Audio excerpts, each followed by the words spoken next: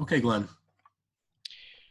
Okay, this is Glenn Richards, Chair of the Newburyport Historical Commission, opening up a virtual meeting for Thursday, the 23rd of April, 2020. Um, it's a little bit of an unusual meeting, as you all obviously know, since those of you on the meeting realize we're meeting virtually, so we'll do our best to adhere to the various um, protocols of public meetings, of which this is one, and so on. The meeting will follow its usual course in terms of agenda and so on. We have 4 major items on the agenda. There are a couple of, at least one, possibly 2 public hearings and so on. So we'll try to manage those as best we can. You may notice that attendees by default do not have, well, no one has a video active, neither the panelists nor the attendees. And so the video you see in the Zoom application is will be pertinent to whatever we're talking about at the time. Right now, you should see the Newburyport Historical Commission instructions for public comment document.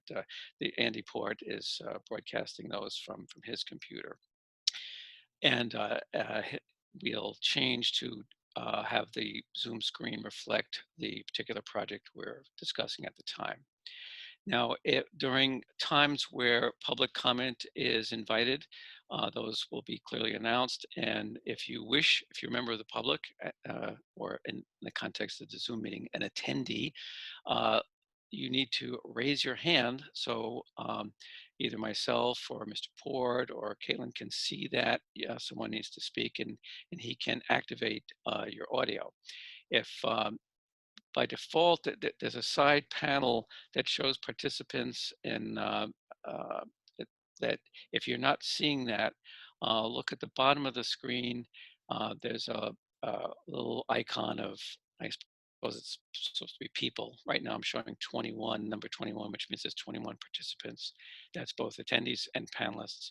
So just click that and you'll see that list of panelists and attendees show up. Okay, and when you've got that there, let's see, um, you should have a raise hand button at the bottom of that panel. Glenn, Yes. this is Andy, if it's all right. I think the general audience might have, most conveniently for them, they might have just the hand at the bottom of the screen as the Okay. raise. Yeah. So. Okay. All right, so my display is slightly different as a panelist. So anyway, if you are then, we open up your audio. I just ask you to keep your comments, within a reasonable time limit. Most people generally do. We haven't had a problem with that. And all the usual rules of the appropriate decorum for a public meeting hold.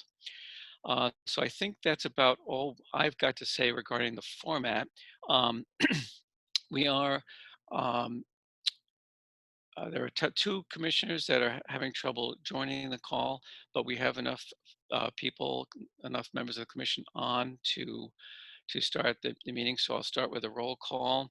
Mr. Fay. Present. Okay, you're here. Mr. Peter McNamee.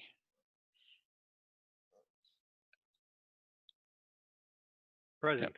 Yep. Okay, you're there. Mr. Joe Morgan, our newest member. Present. Okay, Ms. Pecknick. Present. Our vice chair. Ron Zimba is trying to join, and Malcolm Carnwath is also somewhere in the process. Malcolm he's one of the attendees. Oh, he is? Yes. Okay. Can, Andy, if it's possible, can you? Yeah, I have unmuted Malcolm. It looks like he's muted by himself though, so he'll want to unmute himself. I don't know if he's using a phone or his computer. Okay, thank you. And I'm just going to take a quick look to see if I'm not seeing Ron in there. So, okay, so let's get started. So the first item on our agenda is 22 Monroe Street. This is a demo delay involved project in the DCOD. It's the demolition of a 1-story portion at the rear, rather, of an existing historically contributing structure. I believe this was one I'm sorry, no, I'm confusing it with Harrison Street. That was one we already saw. So this is one where the commission will first take a look at the structure of the property and make a determination of historical significance. Is it or is it not historically significant? And if so, is it preferably preserved? So what I'll do is, you panelists, you're able to unmute yourselves. So why don't I open it up? And Andy, can you or switch to the, if you open up the application for 22 Monroe, I think somewhere, yeah, it looks like page 8 or I'm not sure if they had a Form B on this one. So you Yeah, can, okay, yeah, yeah, I'll there pull it that up. is. Sure. And so let me first ask my colleagues on the commission if anyone would like to make a comment. You guys can unmute yourselves and just fire away. Glenn, as the applicant is present on the call, may we allow the Oh, applicant to talk about the project a little bit? yes, we could. And in a sense, well, we can consider the project if it's preferably preserved, because if it's not, we don't even need to go into the details of the project. But yeah, we usually do allow that, and that'd be fine. So again, I have to call on your assistance for that again, Andy, to what name was that, Patricia? I'm unmuted. This is Nadine Ritchie. Oh, good evening, Ms. Ritchie. Would you like to make a few brief comments about your project and about the property in general for us to consider? Sure. It's we own actually what you're seeing here, the left side of this half house. It was built around 1850. We're really just looking to, I think there's some other pictures of it that might show more, excuse me, more on the left side, but our plan is just to expand out the back side of the house. It's probably only 6 feet out to where our current back porch is. I believe the reason we were in front of historical board was because there's a shed roof, which you can't see it all from this version, but maybe 2 more down, maybe page 10. Yes, that shed roof in the, I believe this is the thing that came up, was that existing structure, the right side, there's a bump out on the right photograph with the one window, that was from like 1920s. It was built in the 1920s. And I believe that was the reason for us to have to bring this to the historical board. That's my understanding. Yeah, So that this makes sense. Okay. It sounds like a roof line change. Yes, it is a roof line change. And what will happen is that whole back side will come out to where the decking ends. So obviously a first and second floor to expand our downstairs kitchen and to expand the upstairs bedroom. And it will not go out any further. It actually is less, that you see the picture in the upper left, that where, I don't know what point that addition was put on, it won't even actually go out as far as that side, but it will have a similar roof pitch as what you're seeing there on the left.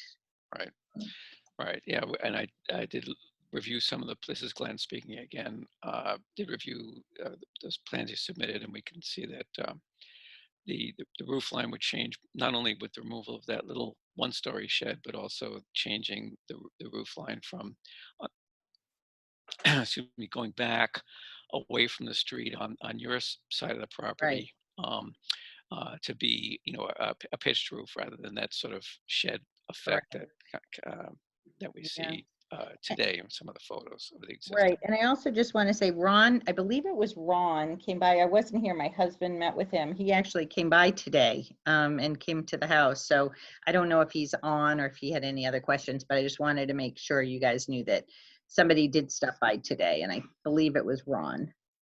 Okay. Mm-hmm. Well, thank you, Ms. Ritchie.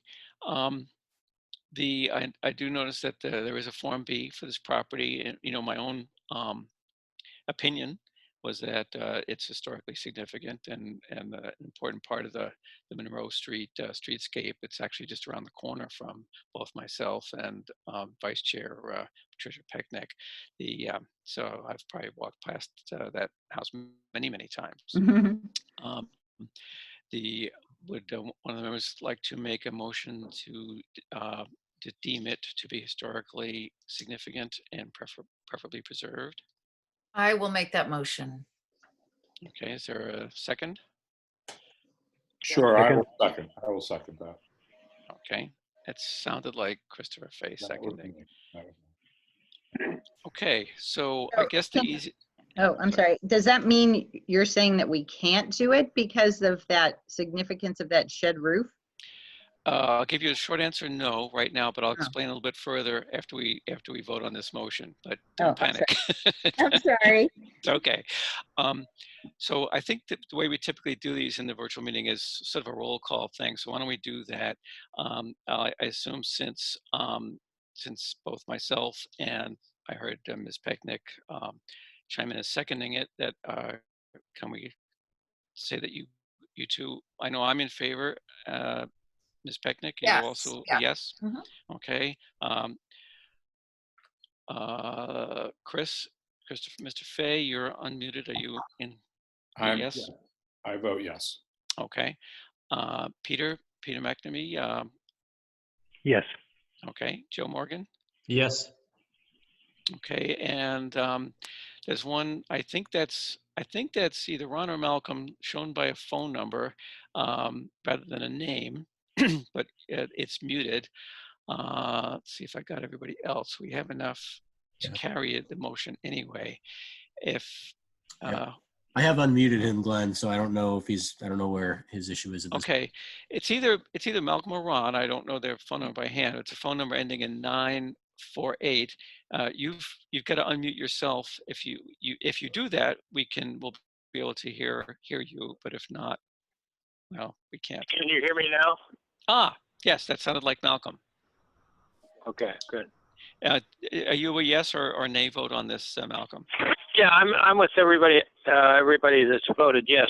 I'm there too. Okay, thanks very much.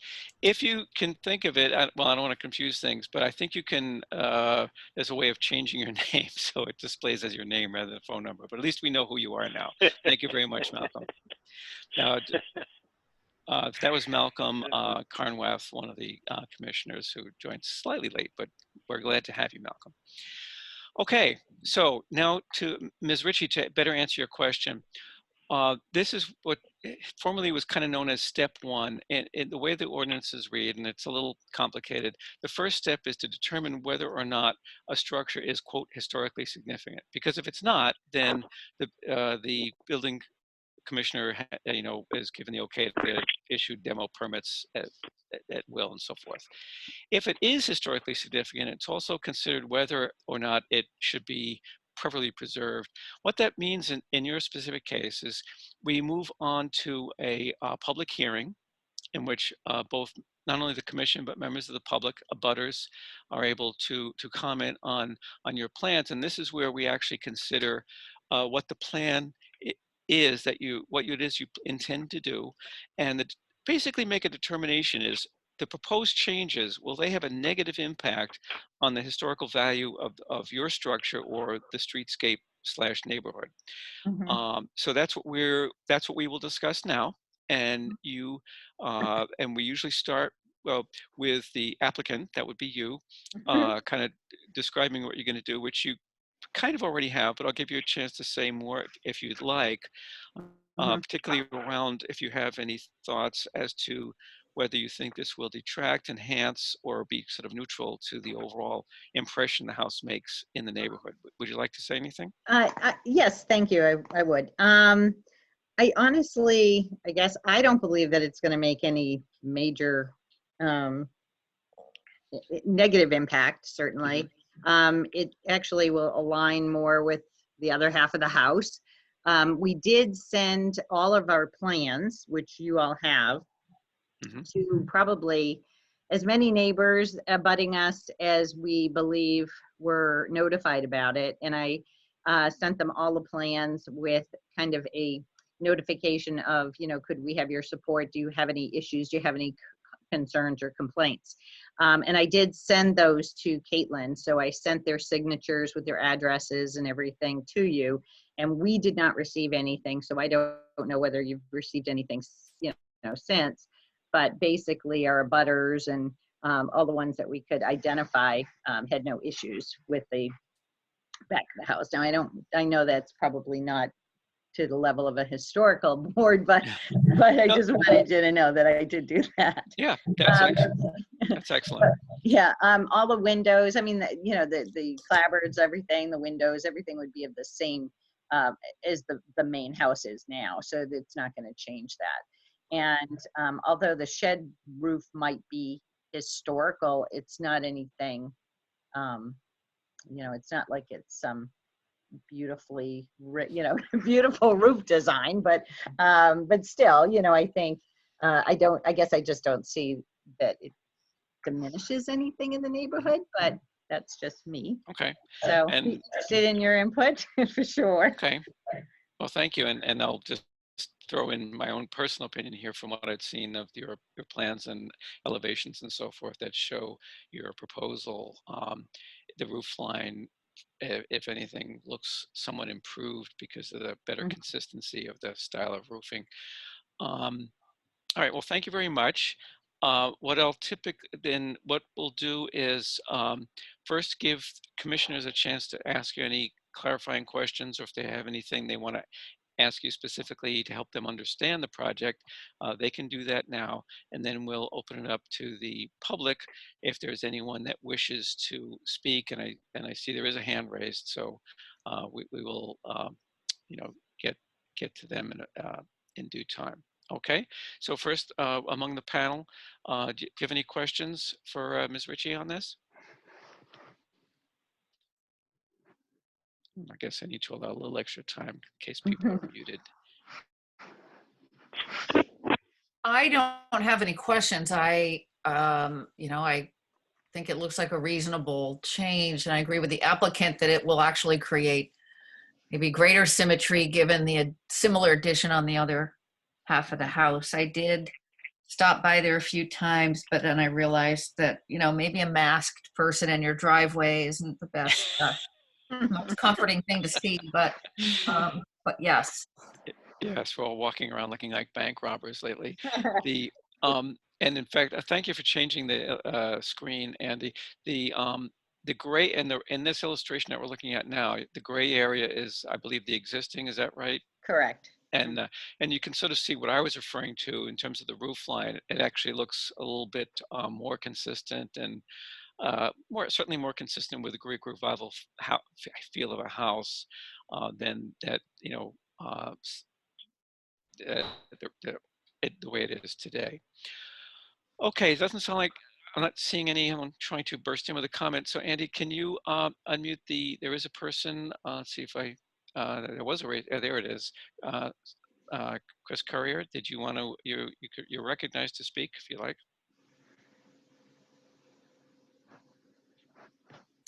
You have to unmute yourself though, I see. It looks like there you go.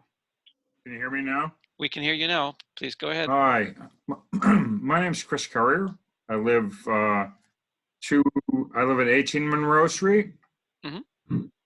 And I think it's in keeping with the abutting property. And as the other person on the board said, it's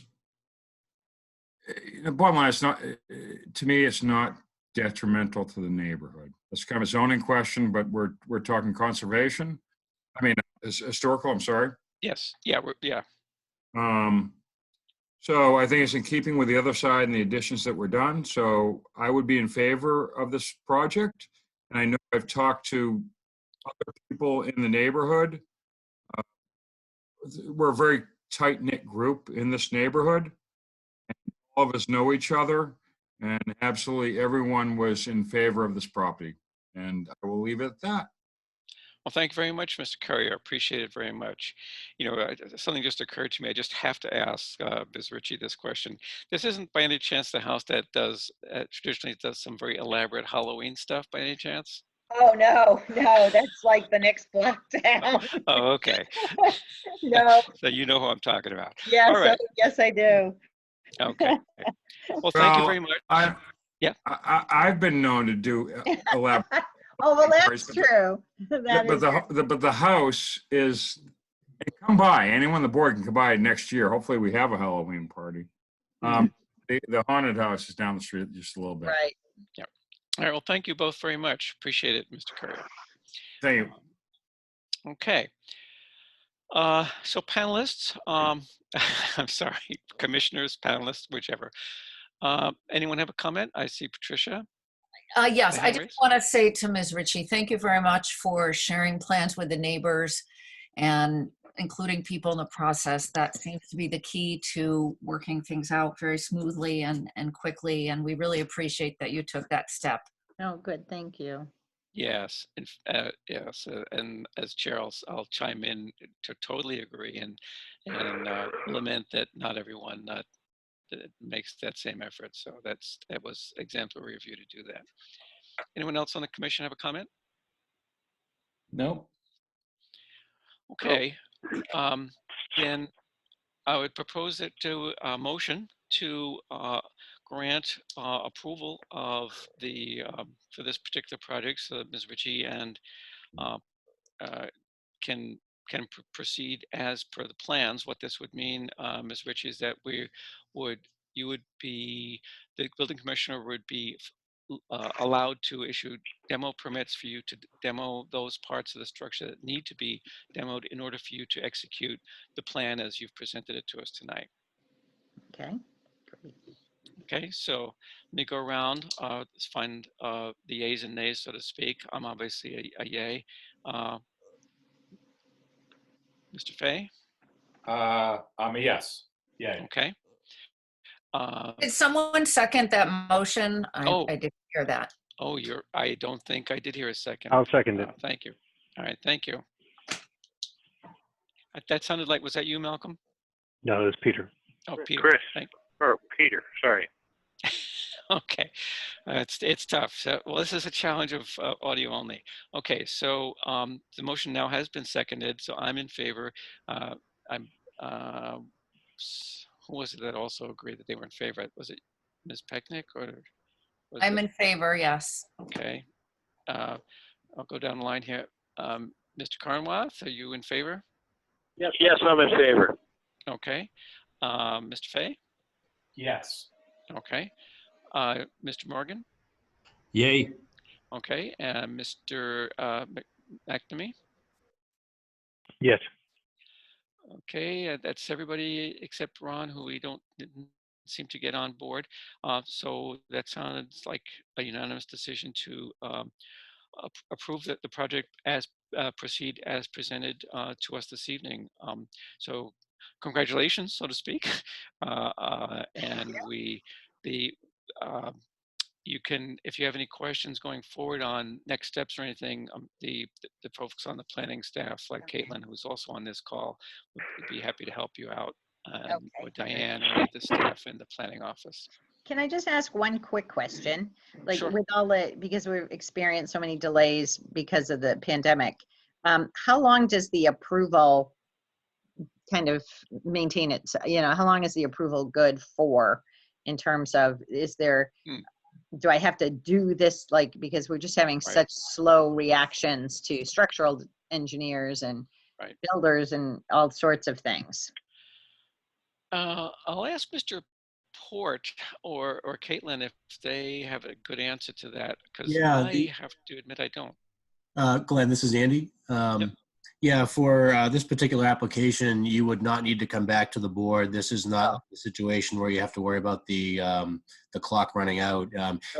If you were to change the scope of your project, then need to do the design differently for some reason, you might have to be asked to come back.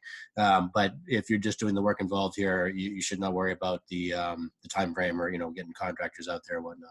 Okay, great. Sure. Thank you very much. Appreciate it. Okay.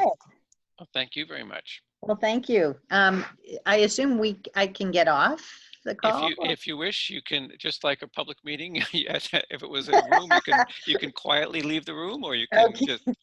just leave the Zoom conference, whichever you prefer. Okay, I will. And thank you all very, very much. You're welcome. You're welcome.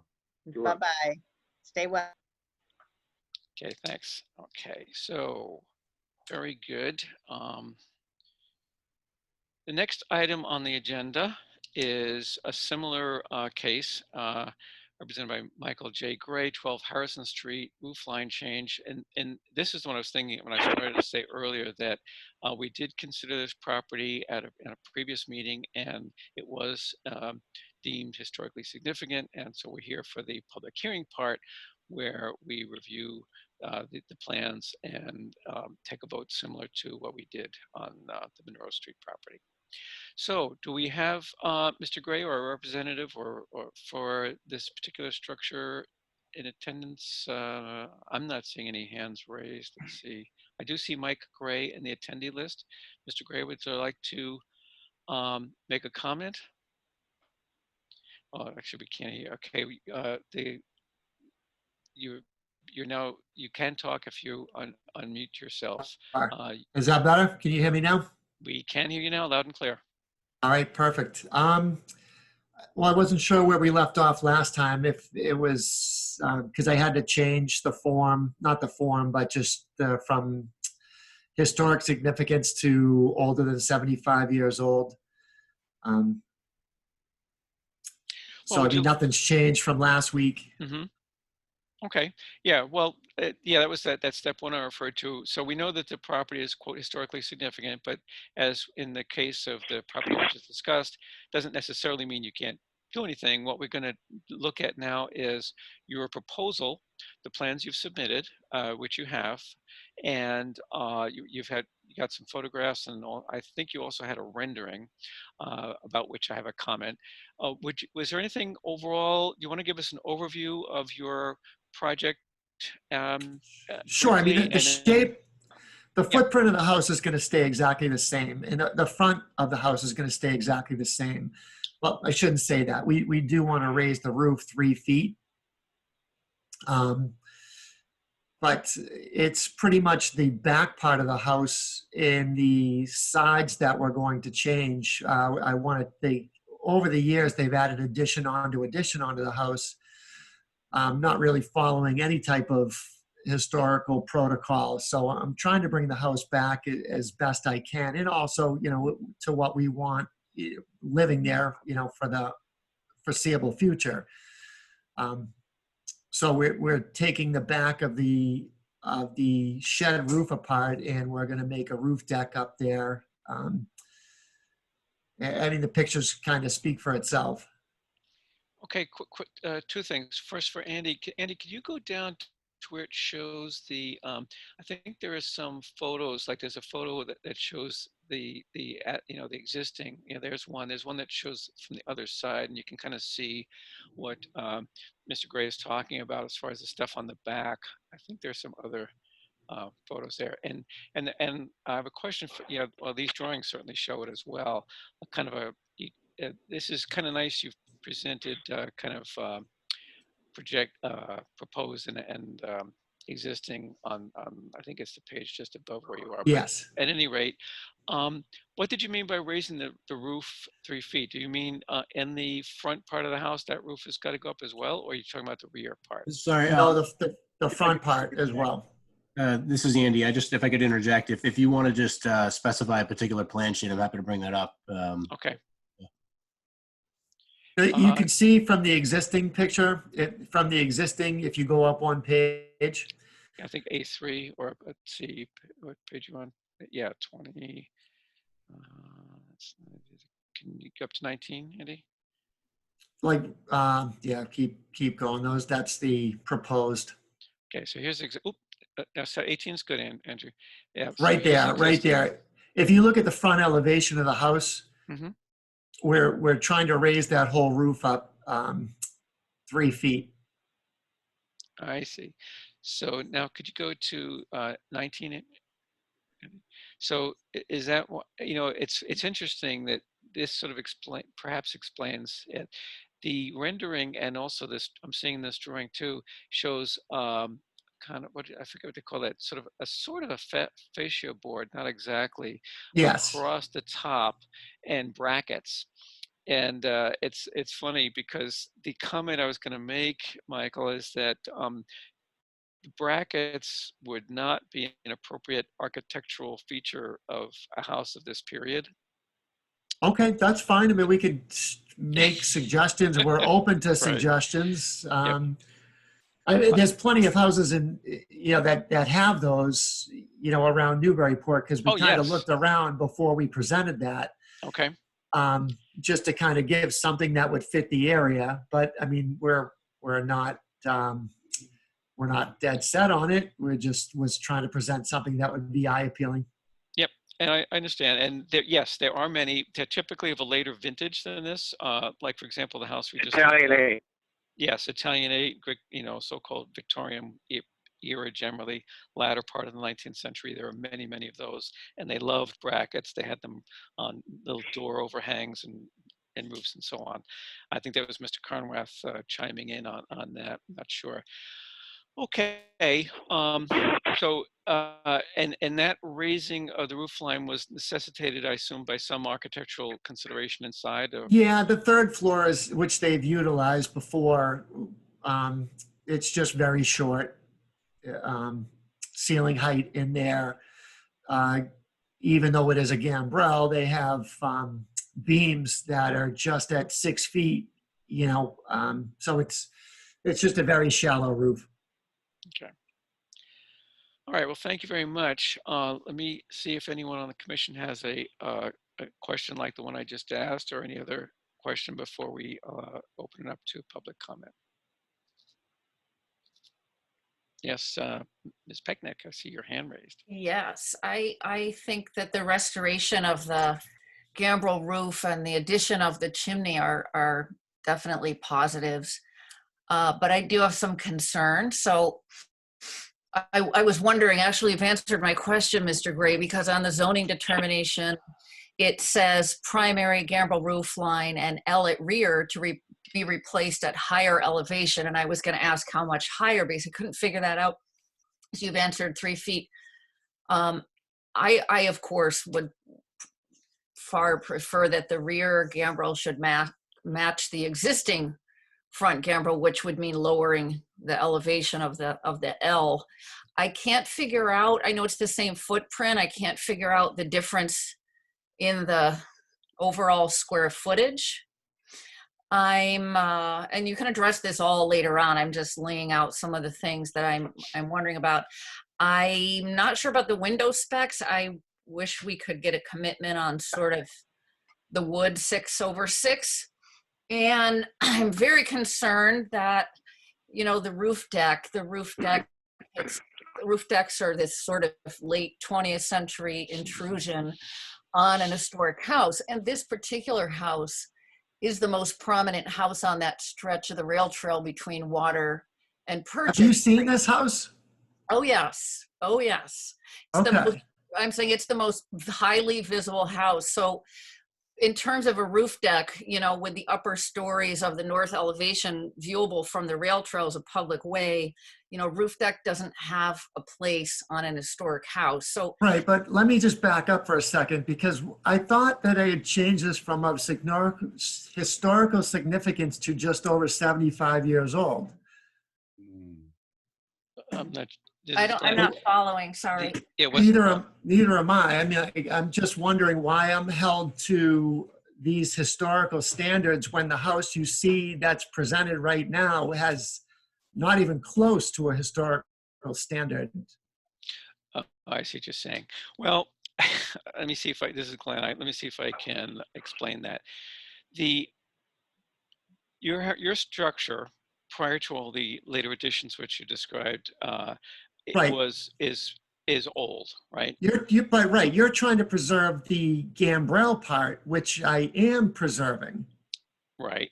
Well, although don't forget, you're also raising, changing the proportions of it by raising the roof 3 feet. So, but it's still a gambrel. Yes, it is still a gambrel, and And we've also acknowledged that you're to some degree improving the roof line in the rear because of the, by reconfiguring that rear L.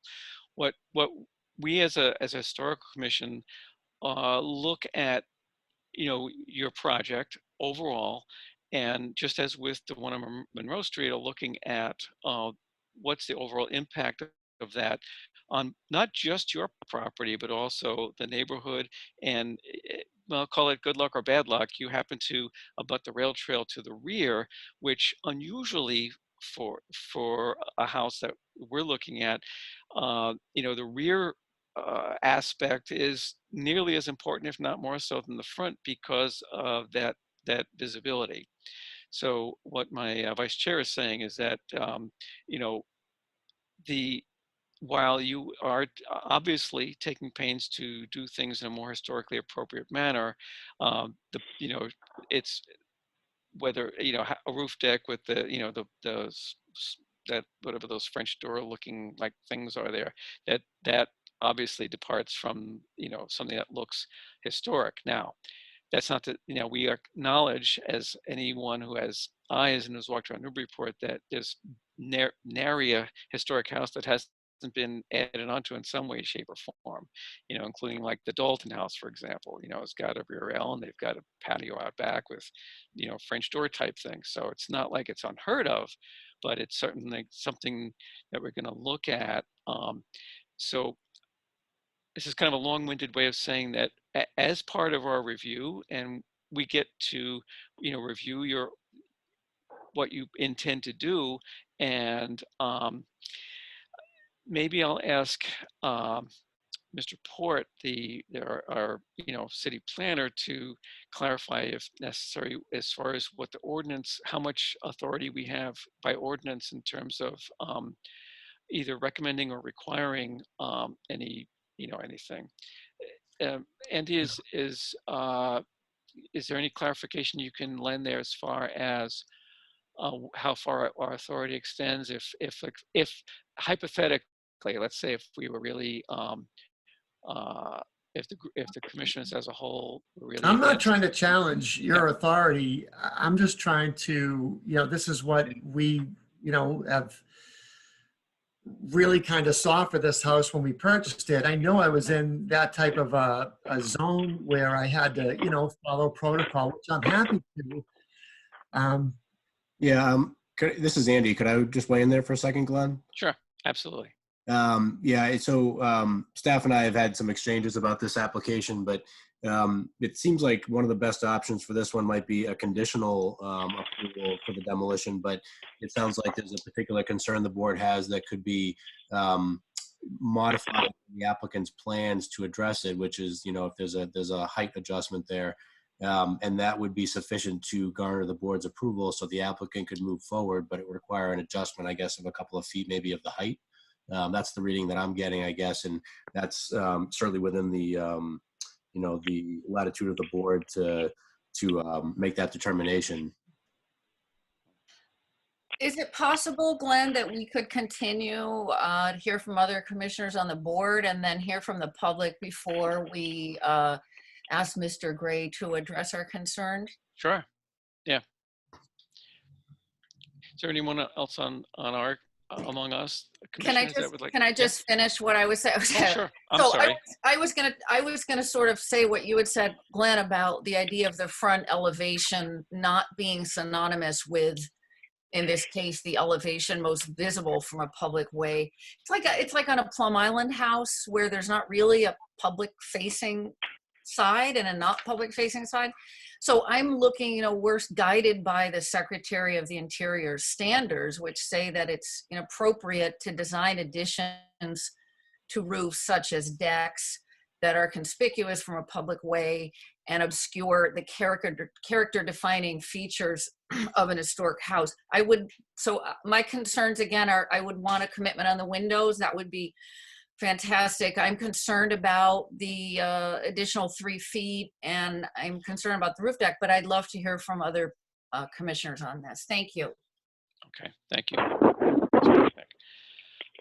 Any other commissioners want to ask a question or comment before and we'll have a deliberation again after the public hearing section. But if, let me know if you'd like to say Chris's something. hand is up, My hand is up. and so Yeah, go is ahead, Chris. Mr. Morgan's, yeah. Okay. So I guess we'll start with the positive.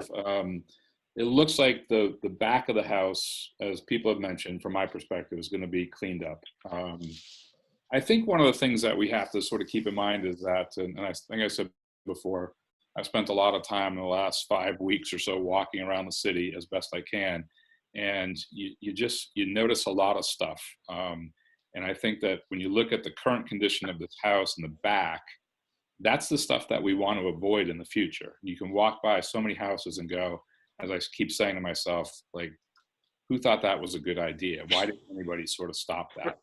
So I think credit to the owners for cleaning up the back in the way that they are. At the same time, and I see it, I feel like I see a lot of this stuff.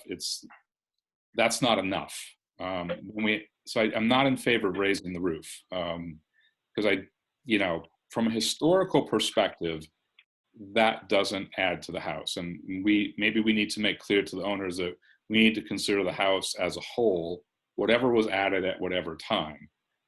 And I'm concerned about what appears to be a fairly large house that's getting larger, including the back part. And I'm willing to sort of say the massing on the back to me and that sort of cleaned up area in the back is too high, but I'd be willing to accept something like that in lieu of cleaning up the mess that's been put on the back of that house. I'm really concerned about raising the roof, literally and figuratively, on this house. I understand from a height perspective, but from a historical perspective, it doesn't work for me. Okay. And the roof deck thing. I'm in the same position. That sounded like Mr. Conrath chiming in. Yeah, No.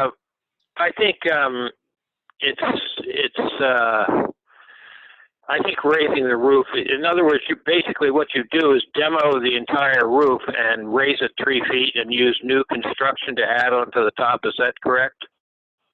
It has to be redone anyways. Well, to accommodate the rear addition, you mean? No, because its structurally integrity is not up to code standards. If you could take a site visit and see for yourself, I had a structural engineer out there and it will not pass code. So it has to be redone regardless. I don't think that's necessarily the case. I don't It think is the code case. necessarily.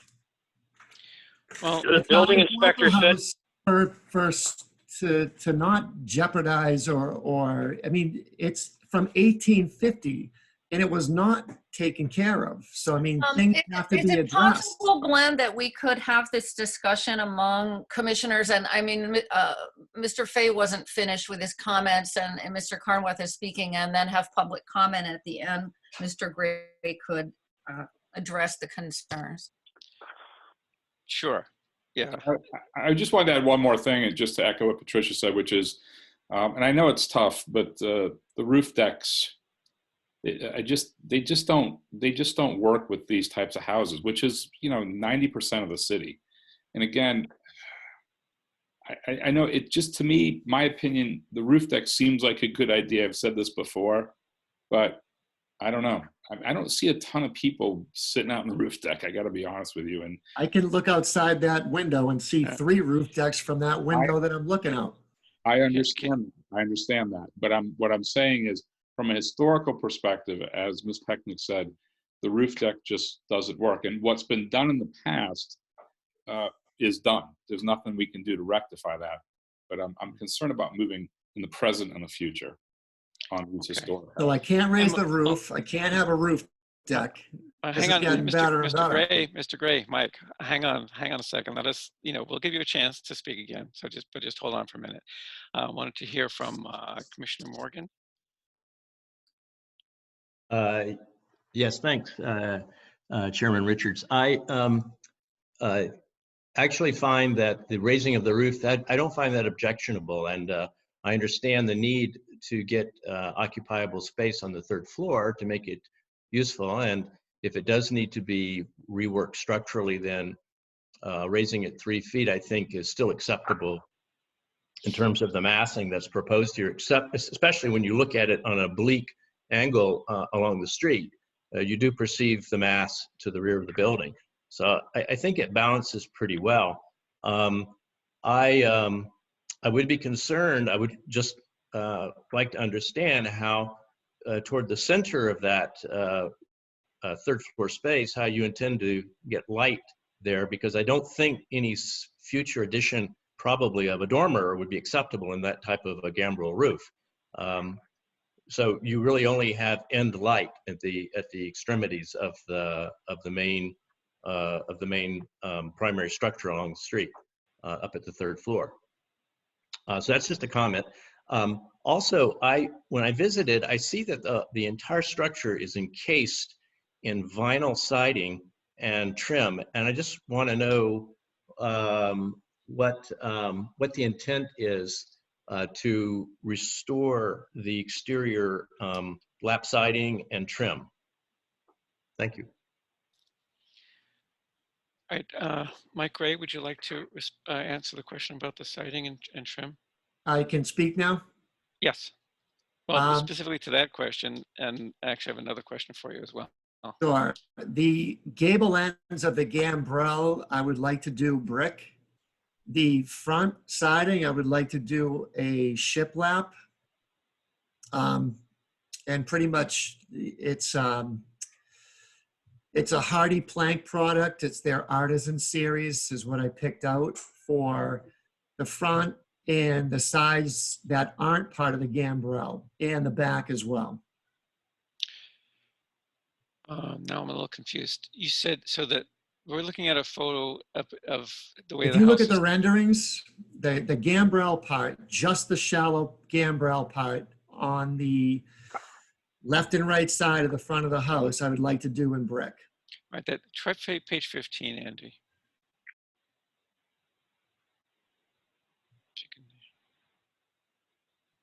Yeah. Okay. So we're looking at this rendering. So it's in shadow there. So is that like a brick veneer? Is that the idea? It would be, yeah, brick veneer on the side. And so the front would be, that's not clapboard, but the traditional overlapping clapboard. That's what's there, but you know, I looked at a house on, I think it was Hamilton, that had a shiplap style siding, and I thought that that might fit a house of that era. Interesting. And one more question, as long as we're trying to clarify a few things. In this rendering, windows are looking like 4/4. No, I think they're actually, if you go down to the last page, the 3D picture, I think it shows a better view of all the sides. I was talking with the architect today, and we were going to propose 9/9. I'm not opposed to 6/6 either, if that's more traditional, but it was either going to be a 9/9 or a 6/6. Yeah. Well, which is unfortunately not what you're showing here. So we have an inconsistency. Right, but I don't even, this was proposed. Nobody had said to me that I needed to give you guys a window schedule or a siding schedule. It was, you know, I was more concerned about being allowed to do the additions, not the additions, but just the renovations that I saw fit. Yep, I understand. And I'm sorry if there was, you know, so a lot of the applicants, you know, when they're fortunate or wealthy enough to have an attorney who is very familiar with the process, don't run into quite, you know, so many process issues. I do understand that. We talked about this last week too. It would have been nice if I had a heads up of what to expect, because as of last week, I thought we were okay with everything that was going forward. Not any inkling of this, you know, what I was going to be up against this week. I could have prepared for and presented you with what you were looking for. Yeah. Okay. Joe, I see a hand raised. Mr. Morgan, did you want to make another comment? No, thanks. I'm good. Yep. Okay. Then lower your hand. Let me see. Are there any? All right. I'd like to open up for public comment. If there is no other comment at right now or question from our commissioners, I'm not seeing any hands raised or anything. And I think that is useful even among us panelists if we need to make a comment to raise a hand. Peter McNamee, Mr. McNamee, did you want to make a comment or ask a question? Yeah, I'd like to just on the siding, this plank siding or shiplap siding, find out what is the width of it? It's 10 inches. 10 inches. Okay.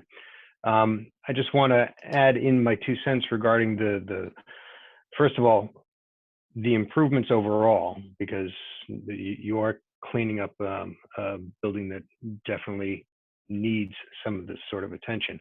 I do have the same concerns as some other commissioners regarding the increased height, but not so much to say that in my mind it shouldn't be done.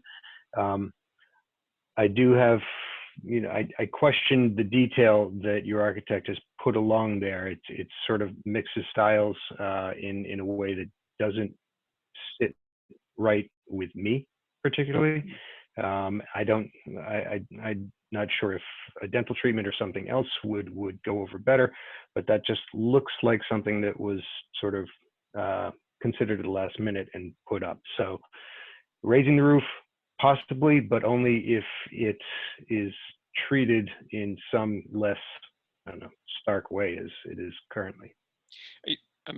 Peter, you're referring to the brackets there?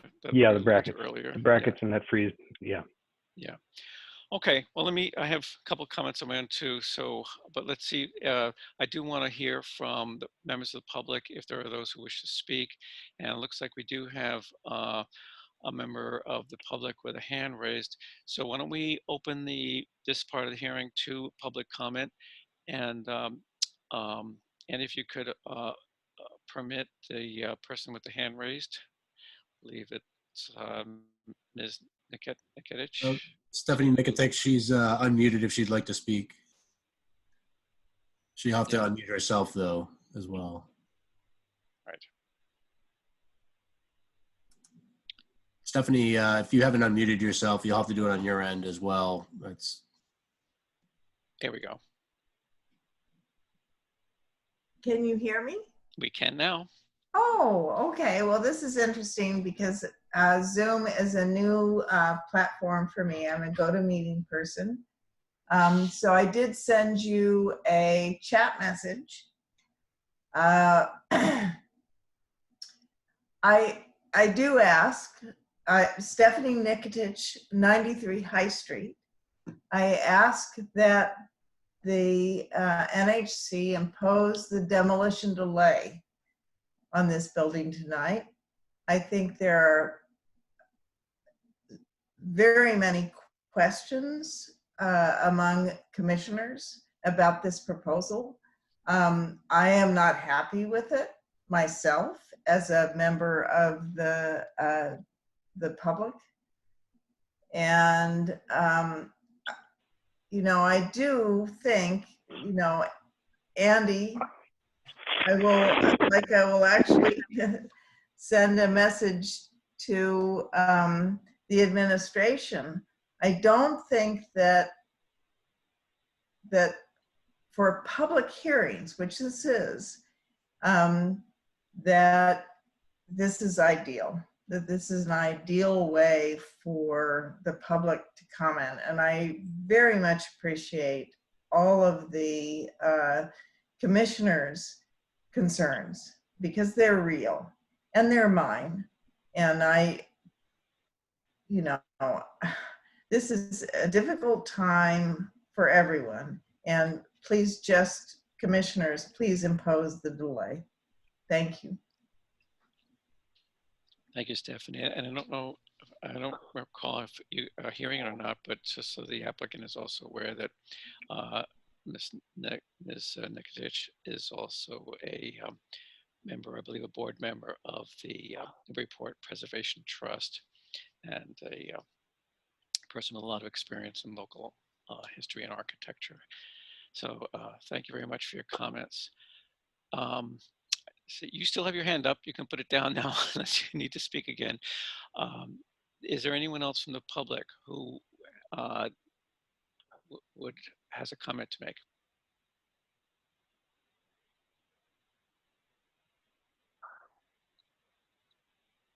I see someone with initials JLW has a hand up. Where'd they go? Oh, they disappeared. No, Glenn, I actually just allowed JLW to speak through a different. Yep. Hi, this is Josh Weiss. I am a resident at 13 Harrison Street, directly across the street from this property, and have been living here for approximately 20 years. I did get a chance to review these plans earlier, and what I would like to say just briefly is that as a neighbor directly across the street and seeing the condition of this house over the years, certainly welcome the improvements that are proposed from this new owner. The house is in certainly dire need of work, and a really substantial amount of effort needs to be put in, and it looks like a lot of those are going to be addressed. So I'm looking forward to having that property improved, and I just wanted to just chime in briefly. Thank you. Thank you very much, Mr. Weiss. Let's see, attendees here. There is an attendee, Mary Jean Clavin or Clavin. Can we open up her mic, Andy? Yeah. Myself. Okay. Oh. Can you hear me now? Yes, we can. Okay. Yep. Mary Jean Clavin, 8 Harrison Street, and I, like Josh, want to just support the improvement of this property, which we have looked at multiple times during the year. I'm not as in tune with some of the historical concerns that everybody has. And so I want to say that first and foremost, I respect this process, but also really support the Gray's, I guess, commitment to bringing this piece of property to what it can and should be. And it's a really special location, and we appreciate, we really appreciate their effort in improvement. Thank you, Ms. Clavin. Appreciate it. Was that it? Yeah. Okay, and Ms. Nikesh, your hand is still raised, but I'm assuming that might just be you need to take it down. Oh, you did. Okay, thank you. Thank you. Okay. And Did we lose the call? No, it's over. It's over. Oh, it's over. Yeah, what is it? Oh. NFL draft. It was like a major battle going on here. Oh, okay. Where that was, sounds like maybe Stephanie's mic needs to be muted, or I don't know what's going on there. At any rate, I'm not seeing any more members of the public asking to be heard at this point. So I'll close the public comment window of the meeting and turn back to my fellow commissioners. I've heard things on both sides. I think a number of us, were concerned about what is going to happen to the proportions of the oldest part of the structure by raising the roof 3 feet, which at first might not sound like a lot, but the more I look at this rendering that we show on the screen now, the more I see how it's, stretched the upper story. Doesn't mean it's insurmountable necessarily, but it is, a little disconcerting. And I think some of the other commissioners have I think a couple of us share issues around choice of some of the details. So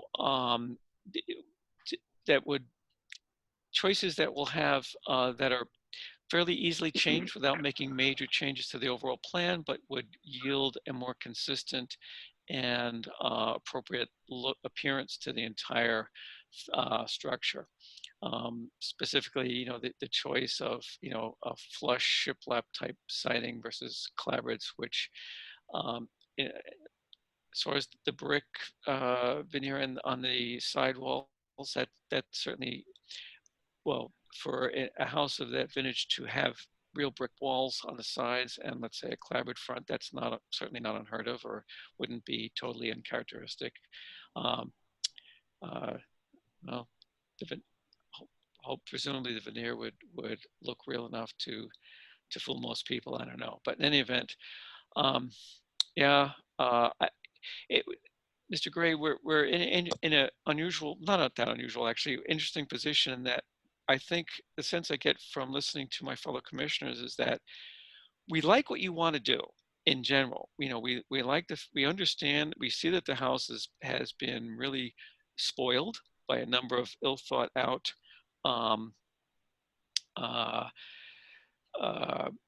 additions over the years, over many years. The house has had like a couple hundred years to acquire these various additions, and not all of them have been done very well or executed with a good eye for appropriate architecture and so on. So we really applaud your interest or your willingness / ambition to bring the house to something that's more historically appropriate. And to that end, I think we want to kind of help you do that in a way that's going to have a successful result for both you and the needs of your family, and something that's going to look right, as they say, when it's all done.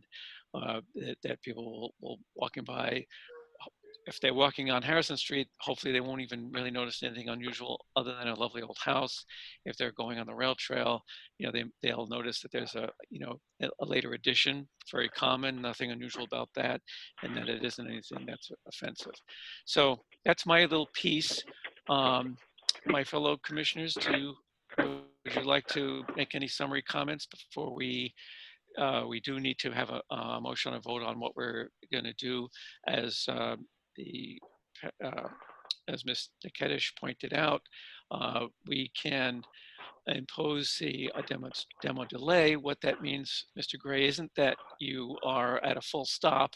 What typically and most often happens is that there is you are not able to pull out a demo permit immediately, and you if nothing else happens, you would after a year delay. But typically, and what most often happens is that you or your representatives, architects, whatever, work with us and or other interested abutters or parties to remove any objections or ameliorate anything that the things that people are objecting to, and then your project is is given the go-ahead and you can proceed.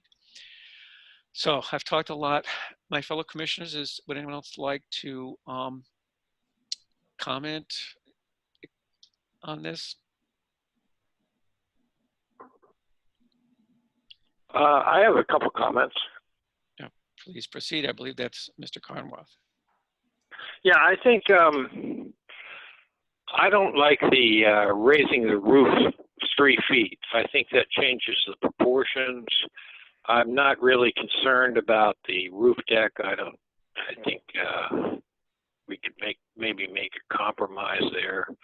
I don't like the brick sidewalls. I think the hardy plank is fine as long as it looks like clapboards. I think it's a good product and makes sense.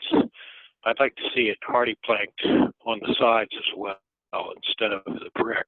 I think the brick will change it. And that's pretty much it. Okay, and just to clarify, so you're well too, Mr. Carnwath, and Mr. Gray, please come in if you can clarify this. My understanding of what you've suggested for the front is that this hardy plank material would not, as currently proposed, would not look like clapboards. It would be flush, a shiplap type of construction. Am I correct in that? You are correct. And the brick isn't veneer, it's real brick. Oh, I see. Okay. So it's not like, yeah, that horrible stuff. That So water struck brick. Real brick. Yeah, I mean, Yes, is it water the, struck siding, like you see in most of the houses in Newburyport in the center. okay. Okay, thank you. Yep. Go ahead, The Malcolm. hardy plank will look like clapboards. No, it's right? it's a shiplap design for the party plank. It's not their traditional series. It's called their Aspire series, artisan series. So in other words, it looks like it's all flush instead of. It's flush. Yes, yes. That's kind of more of a Greek revival treatment generally. And I mean, if it's 10 inches, what is shown here? This doesn't look like a 10-inch spacing on Once the again, rendering. this was just I wasn't aware that I had to propose, siding and window layouts. Yeah. Okay. Yep, those are all things we consider, and I do, not that it was necessarily my fault, but I do apologize on behalf of whatever that I know if it wasn't clear what the procedure would be. So I see Mr. McNamee has a hand raised. You can go ahead and unmute yourself, Peter, and make a comment. Yeah, echoing some of what Malcolm said, although with regard to the brick ends of the building, I'm fine with that. I think that's a nice treatment. The hardy plank, I'm not familiar with the product. Initially, I wonder about that. The spacing is considerably wider than what is shown here. The spacing here looks like, a 4-inch clapboard sort of spacing, and a 10-inch plank would sort of just blend into one flat plane with that frieze at the top with those brackets. So I'm not completely comfortable with that treatment without a better look at it. Regarding the roof deck in the back, like Malcolm, I really don't have too much of a problem with that.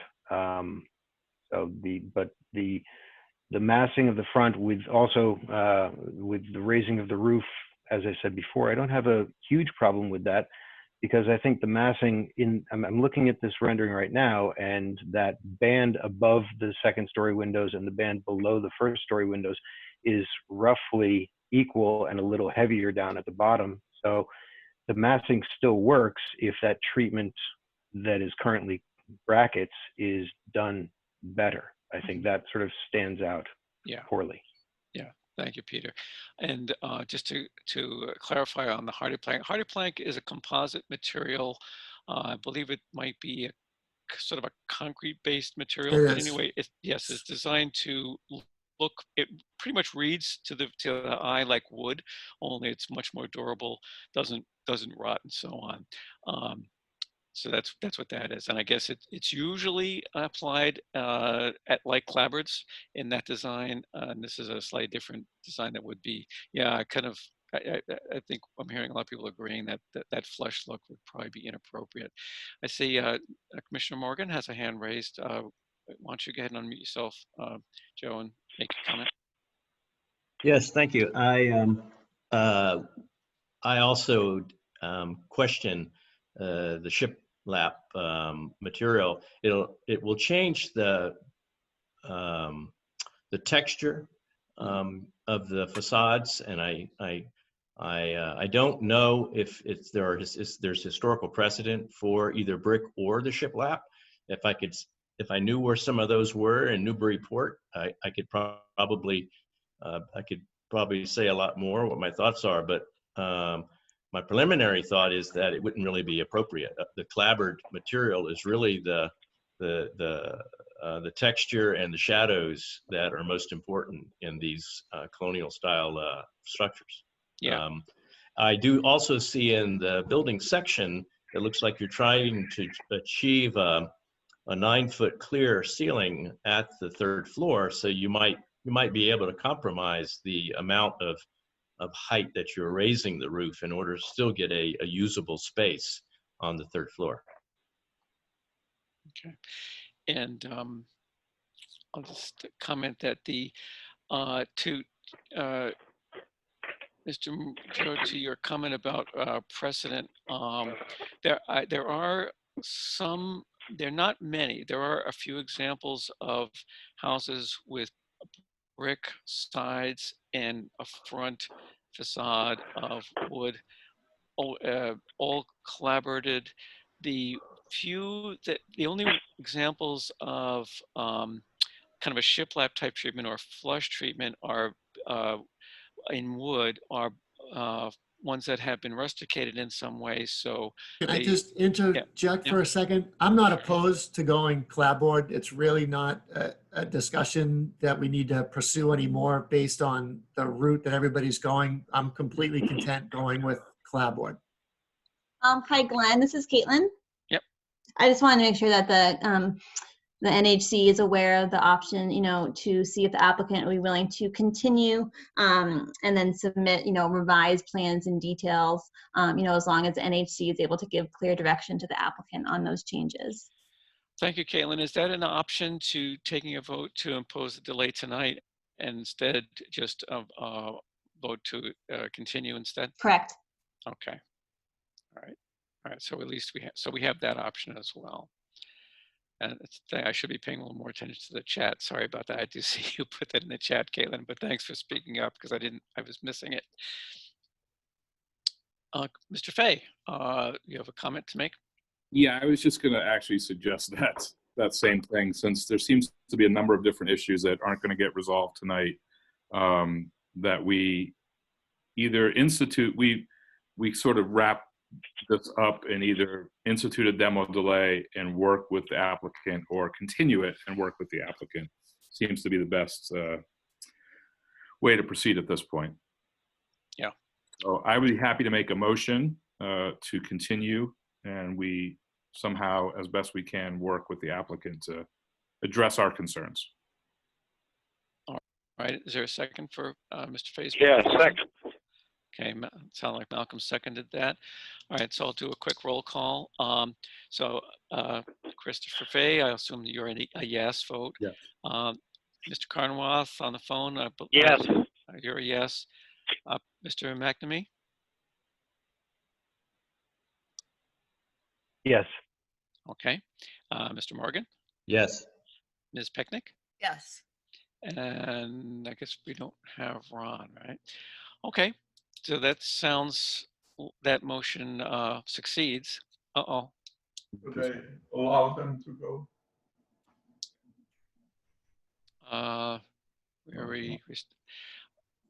Andrew, did you change something? Because the visual disappeared for some reason.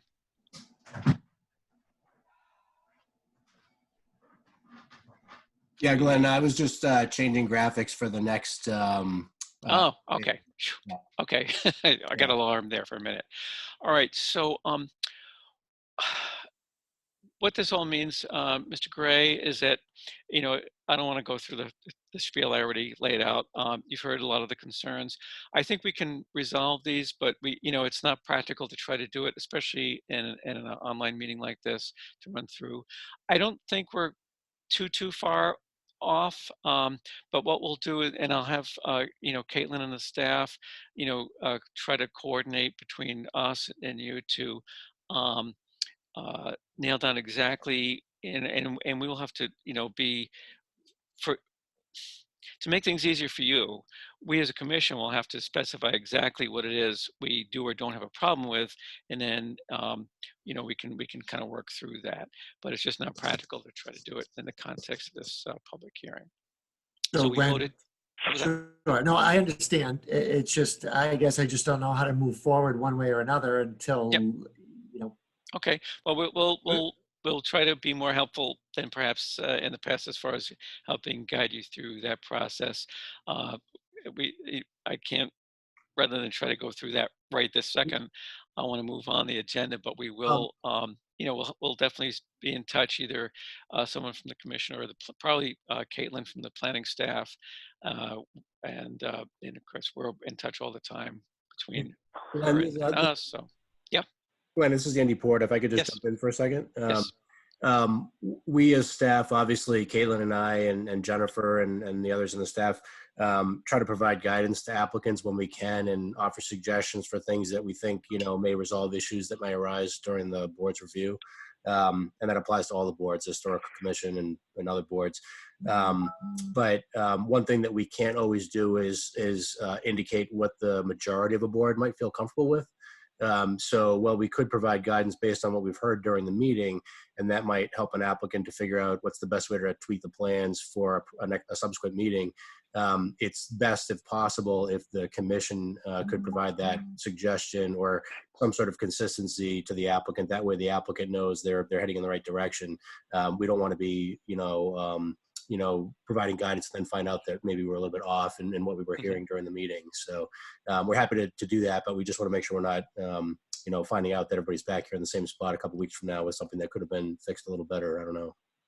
Yeah, I understand, Andrew. And what we can do is what I would plan. In fact, I'm expecting that I'll be in touch with the various commissioners. I've been making little notes on what people have been, the comments have been making. So we'll see where people are flexible, where they're not, and then make sure you and Caitlin have that information so you can provide good feedback to Mr. Gray. Okay, so that's continued to a future meeting without prejudice or influence either way, meaning it's neither negative nor positively impacted. The next item on the agenda Glenn, is, could you just confirm what date that has been continued to? Well, it's, I'm only hesitating because I would normally say that the very next meeting, but just as one of our applicants pointed out, everything seems to be taking longer to get done in this era of now, trying, online meetings and no in-person meetings and so forth. I assume our next meeting, is it the 7th, Caitlin? Of May? Yes. Yep. That's 2 weeks. I'm thinking, if you're still there, Mr. Gray, I'm thinking that you might need a little more time. Even if we have enough time, then we give you feedback. Revised drawings or renderings may need to be made. Specs, added and that kind of thing. So I'm thinking maybe May 21st, which gives. Is that? Do you want to try for the 7th? I do. What's that? I'm living in a 1-bedroom apartment right now, trying to get this thing going. So okay. I appreciate whatever you could do to help out. And I'm really not fussy. I propose this. I mean, and I'm not, I know you guys got to get on to the next agenda, but I've had the plan submitted. If I just have a general guidelines, I'm fine with clapboard. Somebody just say yay or nay on the brick. Compromise the difference on the roof height from 3 feet to 1.5 feet. I'm very workable. I'd love the roof deck. I just would love somebody to give me some, I can propose and have my architect turn something around tomorrow to me. It's not an issue. Okay, well then, all right, then why don't we go for the 7th, Caitlin, and we'll work expeditiously on our side, Michael, to nail down exactly, things that are like, definite, what's the word I'm looking for? The go, no go decisions on I understand. those details. I appreciate it. And any additional details that we were looking for in the plans, such as, a couple people have asked about the window treatments and Sure. stuff. No, I can, if somebody gives me a guideline as far as what the historic nature is for that type of a house, I'm happy to submit on that. Okay, that sounds great, and I'm really happy to hear that you're flexible. Especially, I didn't know if that roof line problem was going to be because if that is cut in half, I think that would allow you a lot of No, life. I could cut the roof in half, get rid of that detail, and I think it would give me the height I need and give the look that you're looking for. Yeah. Okay. Well, thanks very much. Let's move on to the next item, and we'll we'll end your part of the thing by saying we'll be in touch. Thank you. Okay. Thanks, Michael. Glenn, this Yes. is me again. If I could just suggest, if it's possible, just for the clarity of the record, Yep. if you could have a motion taken to continue that item to the applicable meeting date. Well, yeah, we did. Actually, we voted to continue it. We didn't. The only thing missing from that motion was a specific date. Do you want the motion with a specific date? Yeah, two things what I you need? recommend. One is just a reminder that this is a remote meeting, so I would suggest a roll call vote. And two, Yep, we did that. we always recommend a continuance to a date and time certain, and that way everybody knows where to circle. Okay. All right. Well, then I'll go ahead and submit that motion that the 12 Harrison Street project be continued to the May 7th meeting of the Newburyport Historical Commission without prejudice. And so we'll do a quick, is there a second for that motion? Yeah, I'll second it. Okay, a couple of seconds there. So I'll go through. Heard Ms. Pecknick, are you a yay on that? Yes. Okay, Mr. Carnwath? Yep. Yay, Mr. Fay? Yes. Yeah. Okay, Mr. McNamee? Yay. Yay, Mr. Morgan? Are you there? Oh, you're muted, Joe. Well, while waiting for Joe, I'm also a yay on that. There you go, Mr. Morgan. That's a yay for me. Okay. All right. So we're unanimous in that. So thank you, Andrew, for helping us make sure we did that correctly. Appreciate it. Phew. All right. Well, then we have two more items on the agenda. I like it is delivery. Oh. Somebody maybe needs to mute. Anyway, it's the Vira Restaurant, John A. Santaniello. This is the 3135 Market Square. This was the application. Actually, what this matter involves a review on behalf of the planning board. They will need a historical report from the Newburyport Historical Commission. So this is something that has been continued from an earlier meeting. I believe I saw Mr. Santaniello among the attendees. Yep, I see him there. So we'll give him a chance to speak. But basically, I know we've been looking at various plans and things. So I'm almost thinking in this case, it might be helpful for, I'd like to hear from a couple of my fellow commissioners who I know have been looking at these plans to offer their analysis and suggestions as to what they should or shouldn't be, any issues with the plans and suggestions for any changes and so on. I know Ms. Pecknick has had some, has looked at them, and I know Mr. Morgan, former architect, has also looked at them. I would welcome any questions, comments, requests for clarification, anything from any of you folks. Yes, I it sort of feel like I'm singing the same song here, but again, according to the U.S. Department of the Interior sort of preservation brief on historic storefronts, it's important that we consider the relationship of these windows to the windows and features on the upper stories and in the context buildings. So these ground floor windows have to be compatible with the windows and features of everything in the square. And by everything of the square, I mean the historic windows on the square, we can't really refer to the contemporary sort of pre-ordinance windows that somehow got there, at 1 State Street, Bonatti, or at 50 State Street, Agave, but what the windows originally would have looked like. We are guided by that. That is our duty to think about that. And the windows here are still sort of strike me as more suitable on a different kind of commercial storefront or in some non-historic context. I think Commissioner Morgan is better suited than I am to talk about the technical reasons why, you know, if a window with a true swing out function is needed, then this isn't going to suit the needs of the applicant in any case.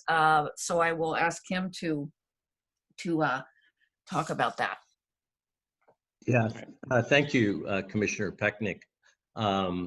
Yeah, we met out there with the owner, Mr. Santaniello, and the two items struck my attention as I understand the problem is, one, there's a proposal for a certain type of operable window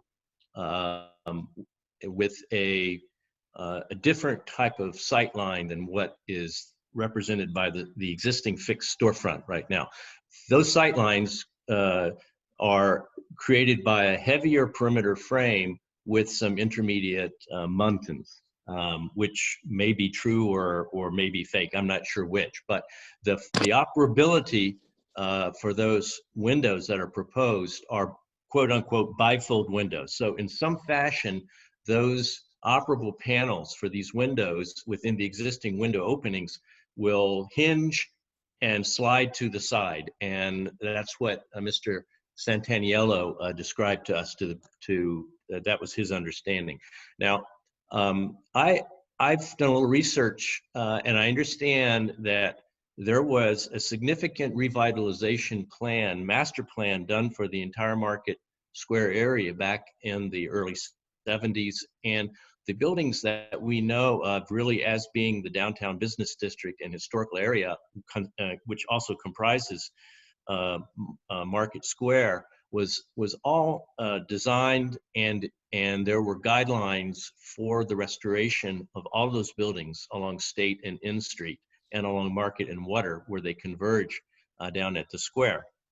And when I stand at Market Square and I look around at all of the contextual buildings that were part of that original study and that revitalization, they all have these large storefronts with divided lights that are similar proportion to what's at the Vera restaurant. And they also have the very narrow sight lines of the true wood muntin divided lights. Now, I feel that given the history and the importance of this revitalization and the historic preservation of this area, that we really have to preserve the sight lines and the visual aspect of those storefront windows. I have scratched my head and I have wondered, just sort of theoretically, how one might create an operable window to preserve those sight lines in that storefront feel, you know, but I don't see how you could actually do it in a wood construction.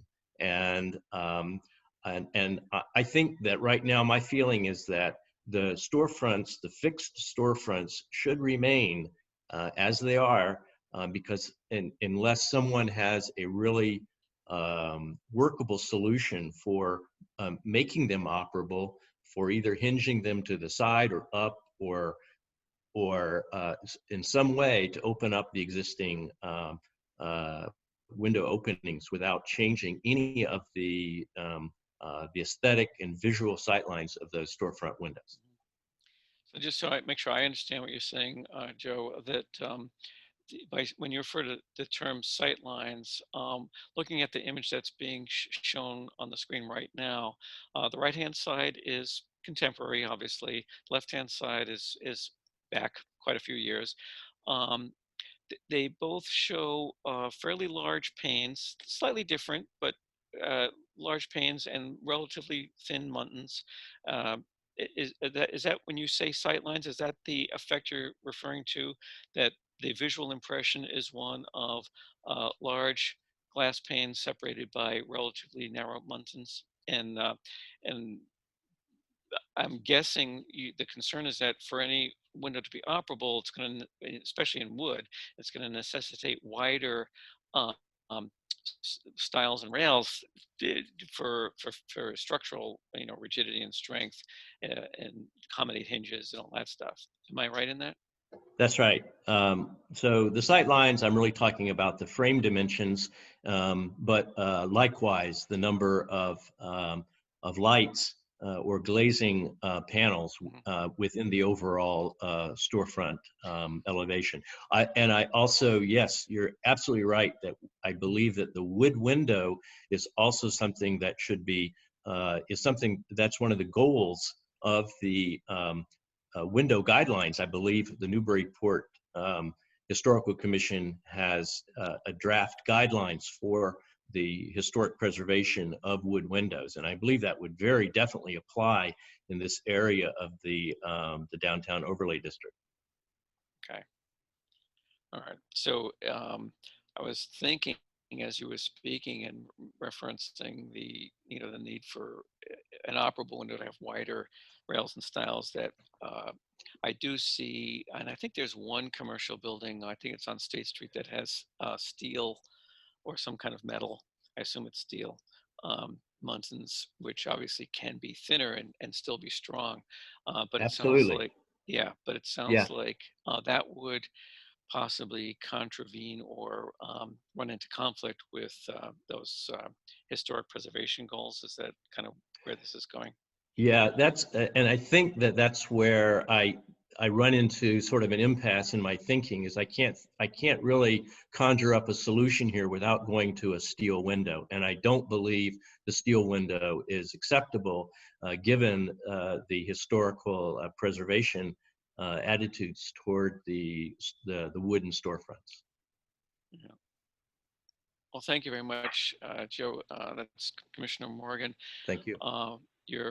We really appreciate the research you've done on that, and the analysis, and your expertise in this area.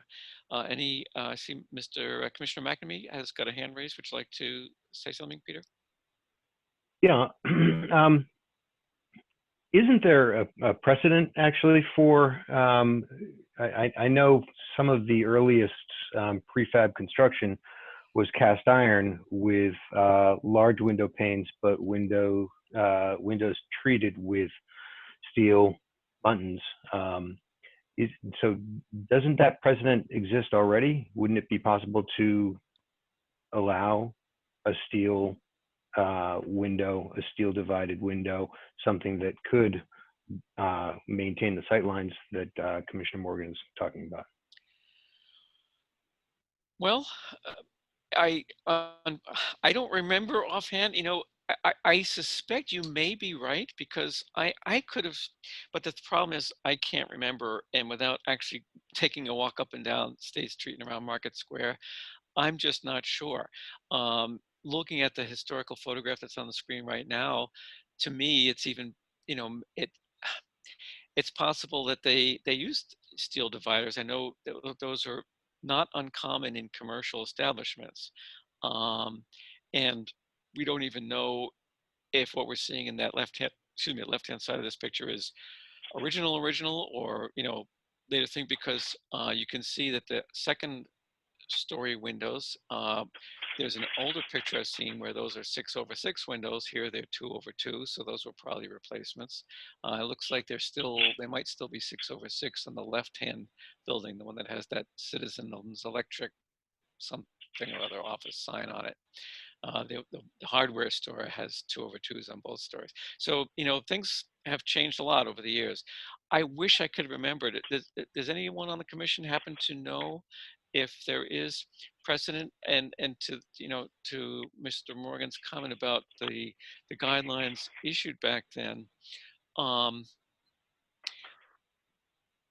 I suspect that the intention was that if there is historic fabric that's wood, that definitely we would want to preserve that.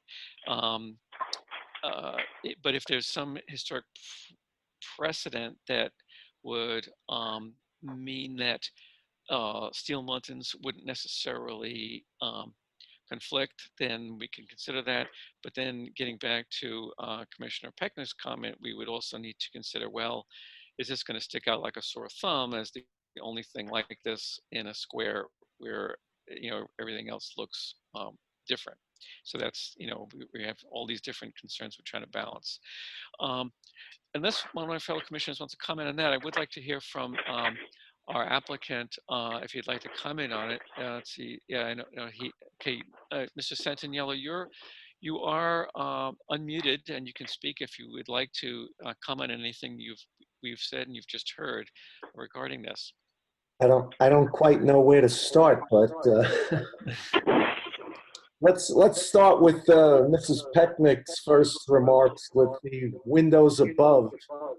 So above, they're 6 by 6, correct? From what I'm seeing. Yes, today they are. Now, yes. Those windows obviously weren't the original either. They were maybe 4 by 4. Who knows? So last we left off, I believe when we originally submitted the original plans, we had, I don't even remember anymore. It was so long ago, 6 over 6 on the bottom to sort of match. Our original idea was to try and match the windows that were on in-street side. Not exactly, but to give it a uniformity, just like we've painted now. What you're looking at now, the windows frames are all painted black to match the front door, the side door, and the back door. So now when you look at the building, the whole base is all uniform. So our initial idea was to try and bring the windows back to sort of match what's on the in-street side. But now it seems like we're going in the direction of a larger window. So, I mean, I don't know. I think this is the third incarnation that we've given you now. So, what, like Mr. Gray said, whatever you guys want to do at this point, I need some direction here.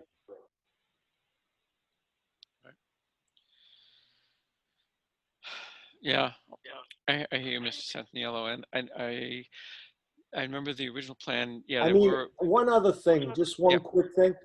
As far as the operation of these windows, no matter how many panes there are, when we say bifold, we only mean that they would go to the left and to the right opening. According to the manufacturer, we were talking to someone from Marvin, and he didn't seem to have, now it's been 3 times because we've given like 3 different set of plans. He never, said to us that there'd be a problem with support, or the frame is the frame, and then within that frame would be this, these hinges or whatever, the mechanical. I'm not an engineer, but above you have the support of that granite and steel holding everything together. So the window frame is built as one large section, and then the windows sort of accordion to the both left and right, no matter how many panes. If it's an uneven number, it would be maybe a 3 and 2, something like that. Or if it's equal, it would be a 2 and 2, depending on how many panes and how large, when that's decided on. But he never gave us any indication that it would be a problem to open the windows. Okay, well, let me say this first to help explain the comments by Mr. Morgan. He can, by all means, Joe, correct me if I misstate anything. But let's look at what's on the screen right now. Okay. The first on the top is the existing elevation, so that's similar to the photograph we saw. That's contemporary. It shows doors which have the small window lights and many small lights, and then the set of windows. The 2 that are the same size are 6 lights, and the other one is 8. And in the middle one, it's showing what you're proposing to do. And you're right, this is the 3rd iteration. So here you've got the same number of lights. So there's still, you see 6. And by the way, in both of those top 2, if the awning wasn't there, you would see an additional row of lights above the 6 and 8 that are there. So going from left to right, it's actually 9, 9, and 12? Yeah, lights altogether. The top ones are behind the existing awning.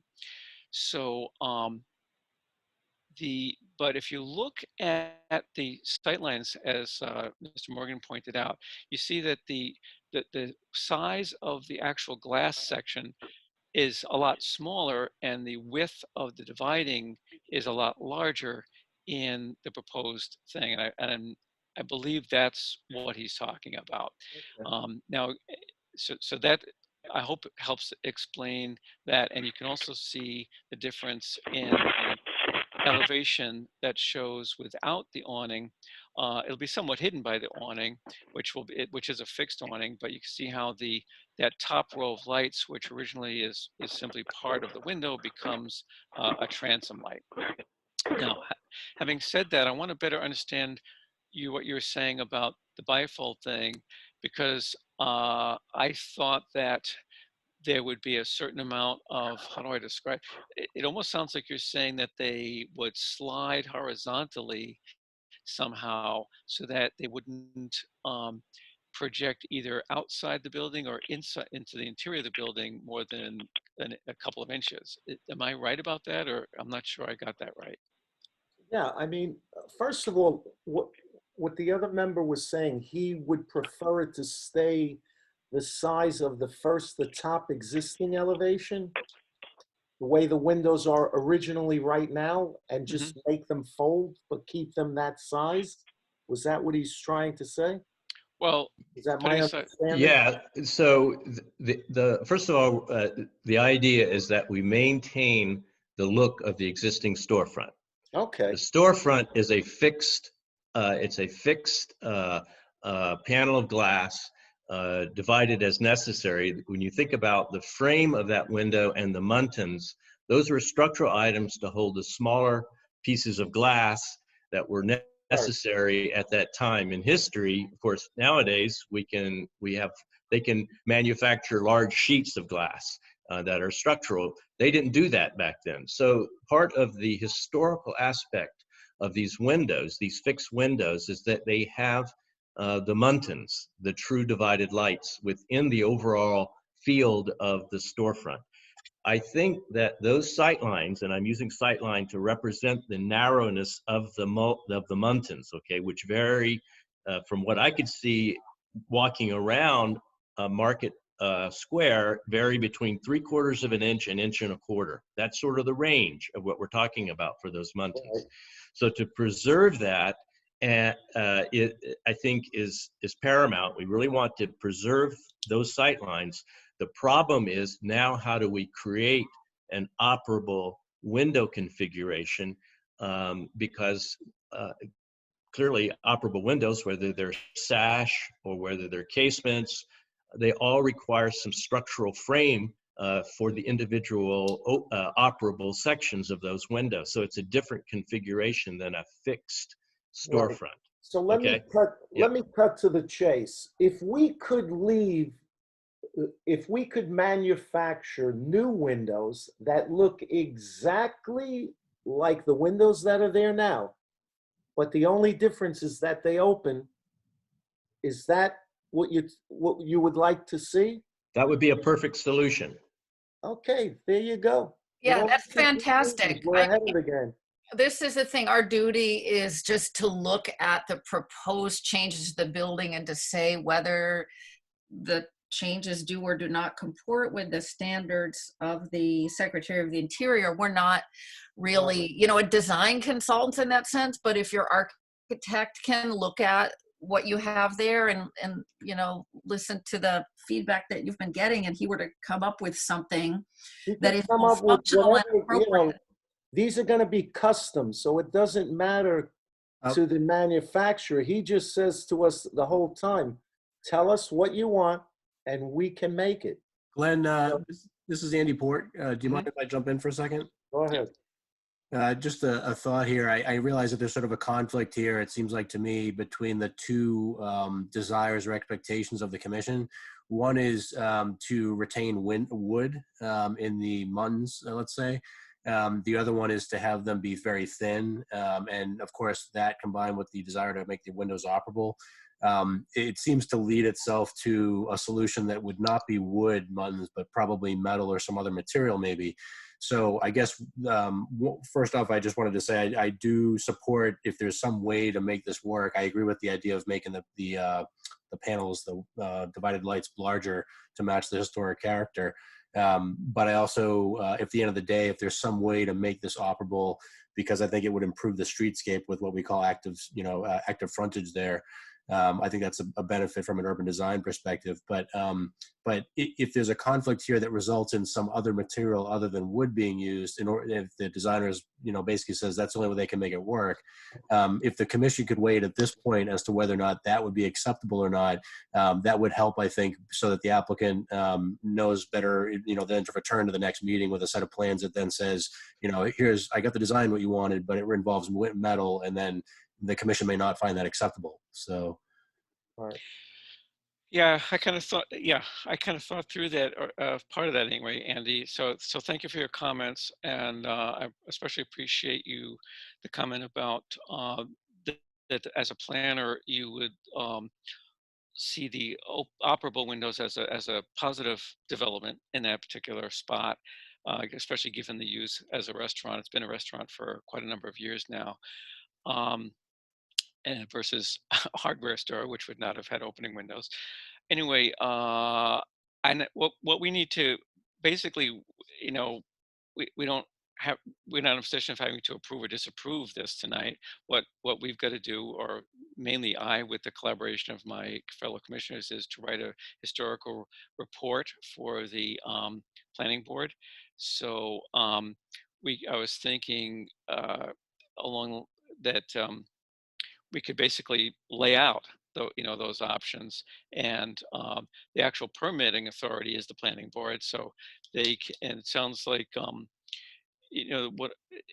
what I'm hoping is that between like right now and when I actually finish put together that report, I have a chance to dig a little bit further into that question of the acceptability of steel, an muntins that aren't wood, in order to have something that's operable and yet thin muntins.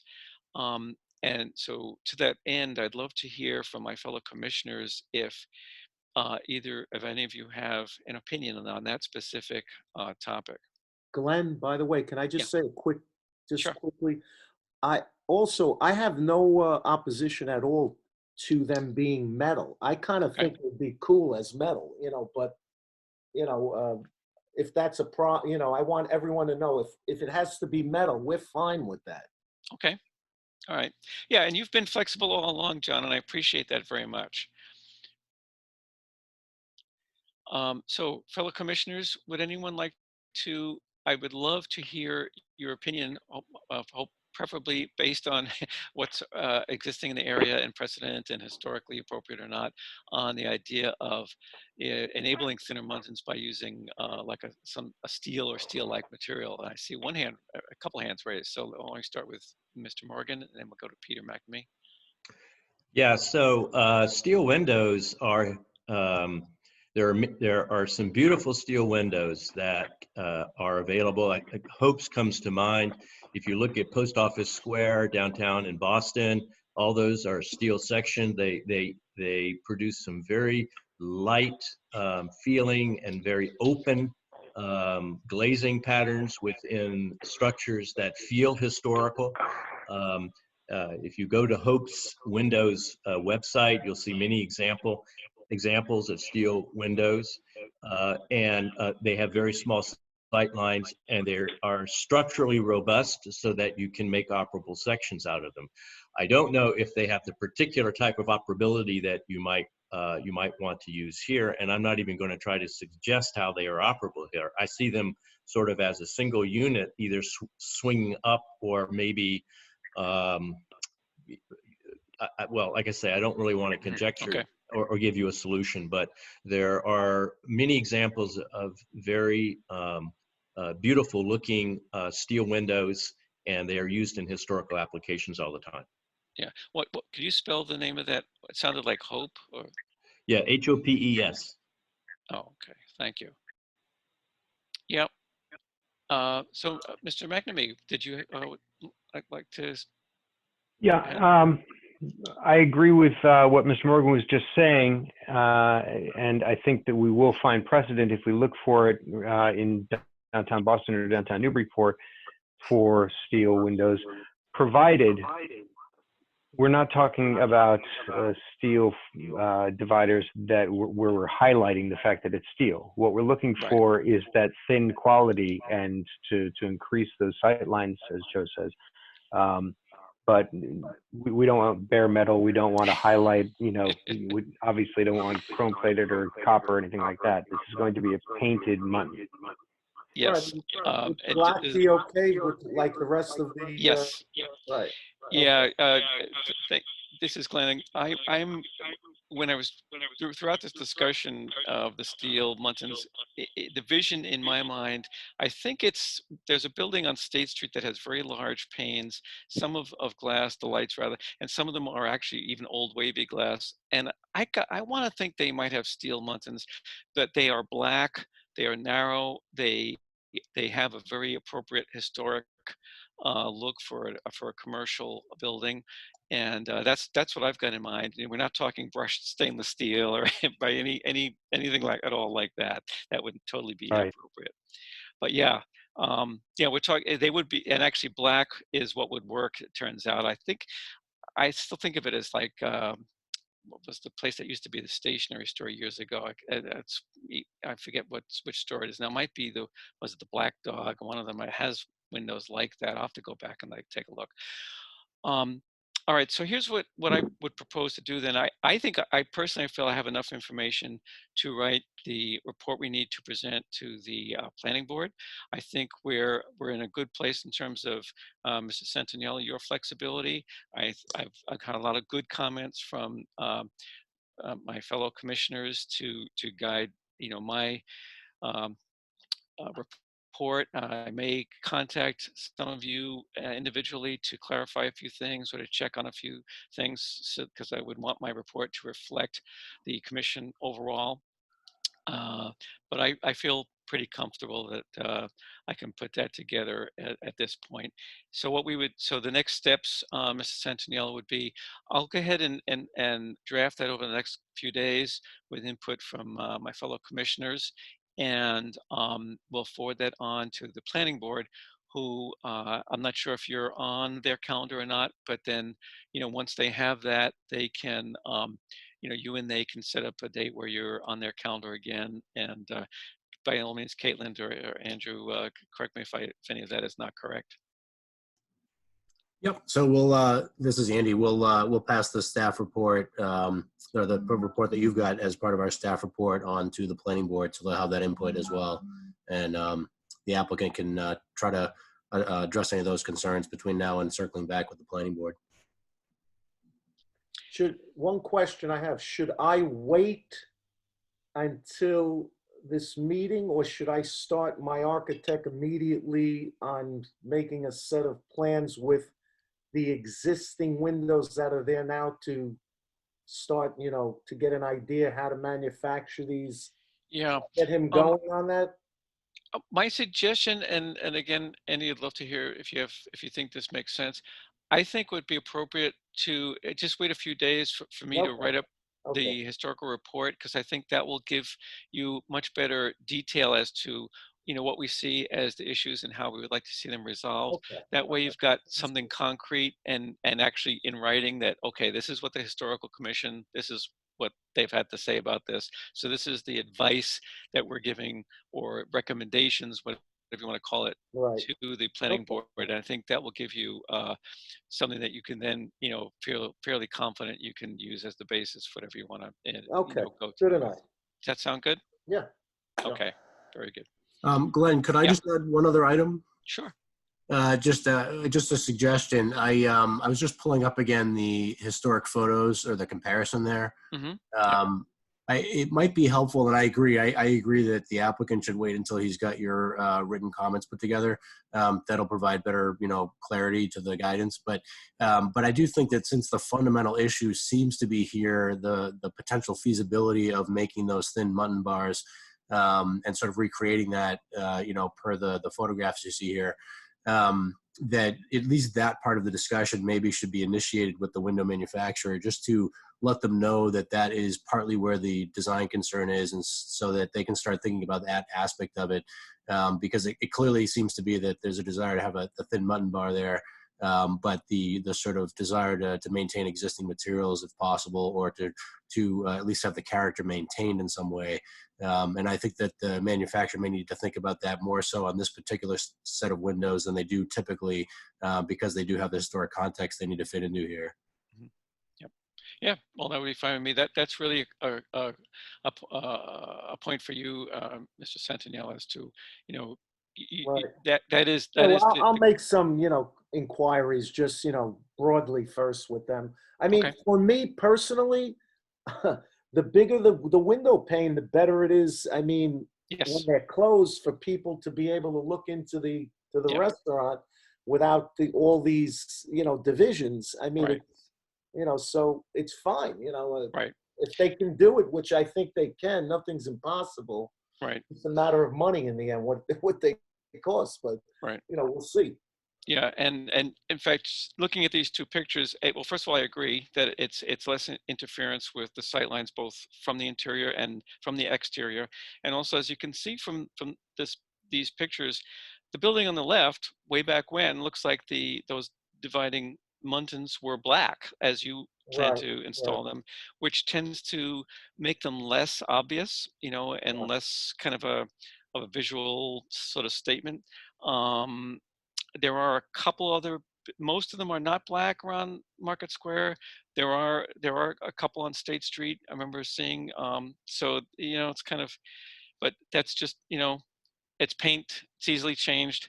Yeah. So that's not typically something that we, would hold something up for, because, well, there's a certain amount of I latitude think I'm that also going to add in, when we get to the planning board, I'll add in a current photo mhm. of the new storefront that was painted Ah, black, okay. because it gives a whole different, now all those were Christmas decorations that were in the Right. front. That's all gone now, and it looks cleaner, crisper. You can get a better view Okay. when you see the new black. So I'll include that also. Okay.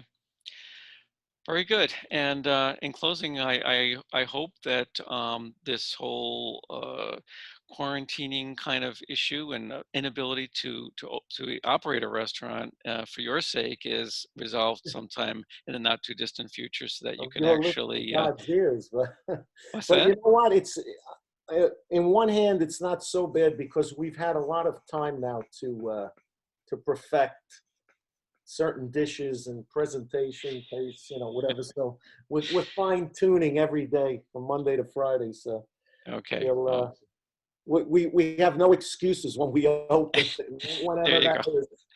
All right. All right. Well, thanks very much, Mrs. Santinello. Appreciate your time. All right, thank you. Okay. Phew. And so, fellow commissioners, a couple of you at least, will expect you might hear from me over the next few days as I work on drafting that historical report, with some of your input on that, and which I'd greatly appreciate. So, final major item on the agenda, not necessarily final altogether, 32 Franklin Street. This is another advisory review. I believe in this case, I think it's for the ZBA rather than the planning board, but it's a similar situation. There is a project to demolish the rear of this structure. I see Andy has, excuse me, flipped to the street view over on Franklin Street, kind of in the south end, so-called, of an interesting old house, very small. As you can see, especially in this picture, it seems to be dwarfed by its two companions on either side. So, and you can see in this picture that white section, it's a bit in shadow on the right hand side where the walkway is. That's the addition in the back that's currently there. It's the white is like a Tyvek house wrap that's on there rather than siding. And probably, I think my assumption is that it's not, since he plans to demolish it, there's no real point in siding it. So plans of sorts have been submitted, but there have been a lot of changes. So let's see, is our applicant here? Let me look on the attendees list here. Oh yeah, I see Megan and Jeffrey Holmes there. So Mr. Holmes is the homeowner, and he's also a contractor. He we had some issues around this. So let me start by trying to briefly, if I can, explain what we need to do. Similar to the last one, and I'm speaking now mainly to Mr. Holmes, we need to prepare an advisory report for the Zoning Board of Appeals. They are the permit granting authority to allow you to either, build up. You've got a very small lot, as I'm sure you know, and so on. So they, because of the historic nature of the property, they look to us for some advice on what we think, on things we want them to take into consideration when making their decision. One of the key things that we ran into was that addition. We looked and didn't find on your application some of the information about um, why that had to be demolished rather than built on. And so I'll give you a chance to talk to that, and we'll see if, if we can resolve all those tonight, or not. So why don't let's see, are you, yeah, you're unmuted. I'm not sure which one of you like to speak, whether it's Jeffrey or Megan, but Yep, can you you're hear me? unmuted, you can speak, and I'm sure the panelists will probably have some questions for you coming up. Do you want to do a brief overview of what it is you intend to do? Yep, can you hear me? Yes, we can hear you just fine. All right. Thank you, Chair Richards. So the back half of this house was never built on any kind of structural foundation, footing, or anything. I believe it was built on rocks, 4 cornerstones and 2 stories up. And that's how it was done. So over the years, I've had to literally crawl underneath, tear things apart, and put footings underneath certain areas in order to stabilize it. I'm a licensed GC in the state of Massachusetts, and I've been keeping a very close eye on this structure for the past 15 years anyways. So 15 years ago, my father owned the house. He lived in it. Everything kind of got let go for a good 20 to 30 years. Prior to that, my grandmother owned it. She bought it in the early 1900s. It's been in the family for almost 100 years. And unfortunately, between my grandfather and my father, they did a lot of work in the back half of this house, and they shouldn't have. So there have been pieces cut that shouldn't have been, and they've been re-supported from the inside, which prevents the actual area in the back from being opened up. There are posts coming down within the inside of the house, down to structural supports in the ground, because my grandfather cut a piece of the beam out in order to put in a set of stairs for his children to go upstairs to bed at night. So there are certain things within the inside of the dwelling that have been supported in order to help keep its structural integrity. And in order to actually have what I want to have, which is an open kitchen in the back, the whole structure needs to be torn down. There needs to be a footing put in place or a foundation, and then built up from there. There is absolutely no way of so on the front half of the house, I've already jacked up the front half of the house and rebuilt it. I've retopped the foundation. I have rebuilt every exterior wall in the front half of the house, and I have preserved the inside of the house with all the natural beams and subfloor and everything I possibly could, including the chimney. On the back half of the house, I would love to be able to do that. It's just not possible. I imagine at this point in time that the sills are on the ground and completely rotted, seeing as how the ones in the front half were. And the only reason why I was able to salvage the actual front half was because the sills were gone, but the support beams were not. But the back does not have support beams in between. It only has the studs. And those are gradually rotting away. And the actual beams that hold it up are only corner posts. So at this point in time, I think the only feasible solution for the back half is to tear it down, pour a foundation, and to build up from there. Okay, thank you. Let me turn to my commissioners. I suspected, for those of you who don't know, I did go out and meet with Mr. and Mrs. Gray, and we, mainly to help explain what the things we had to go through for the process and so on. Hopefully, I didn't confuse things any more than they could have been. But at any rate, so I did see some of the conditions of which he speaks. We didn't. I don't remember in detail what about the foundation and so on, but that from what I remember seeing, what Mr. Gray, what you've said is consistent with what I remember seeing when I was out there. Um, the I'd like to hear from my fellow commissioners if they have either questions, concerns, comments on this. Again, the ZBA will need to decide if they want to grant permission to go ahead with this project. I'm not even sure what I think there are various nonconformities like upward extension and so on that they've got to consider.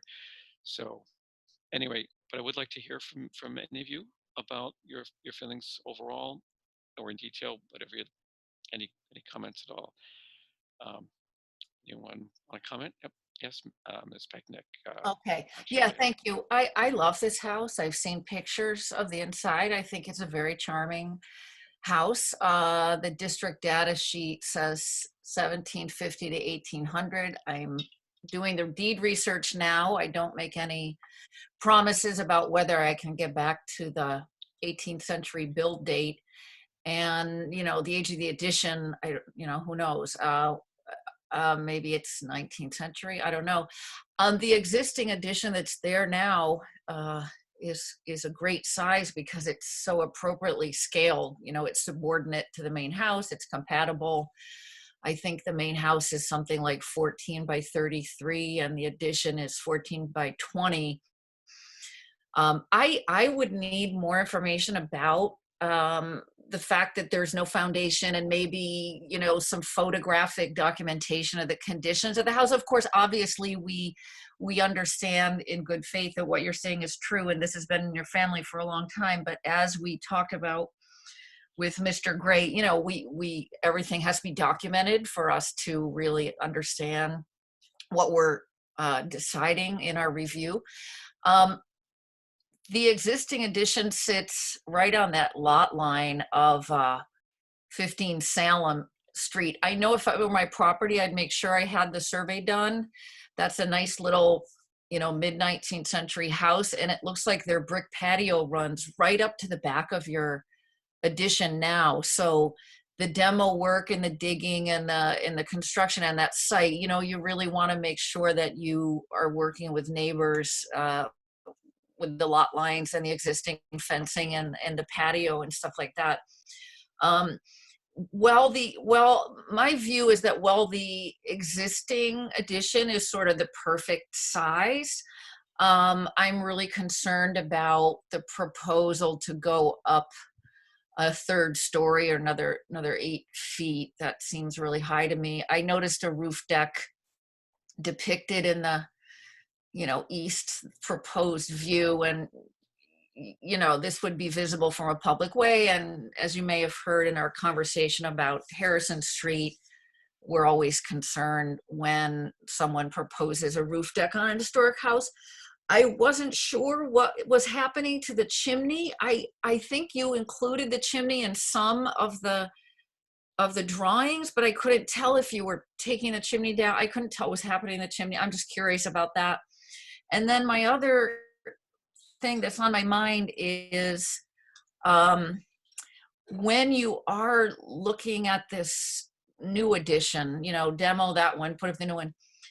To me, the window pattern is going to be something that will be of great interest, especially because there's, these large picture windows on the south view and in the north view already, and they're sort of varied in style, and I don't quite understand the existing window pattern.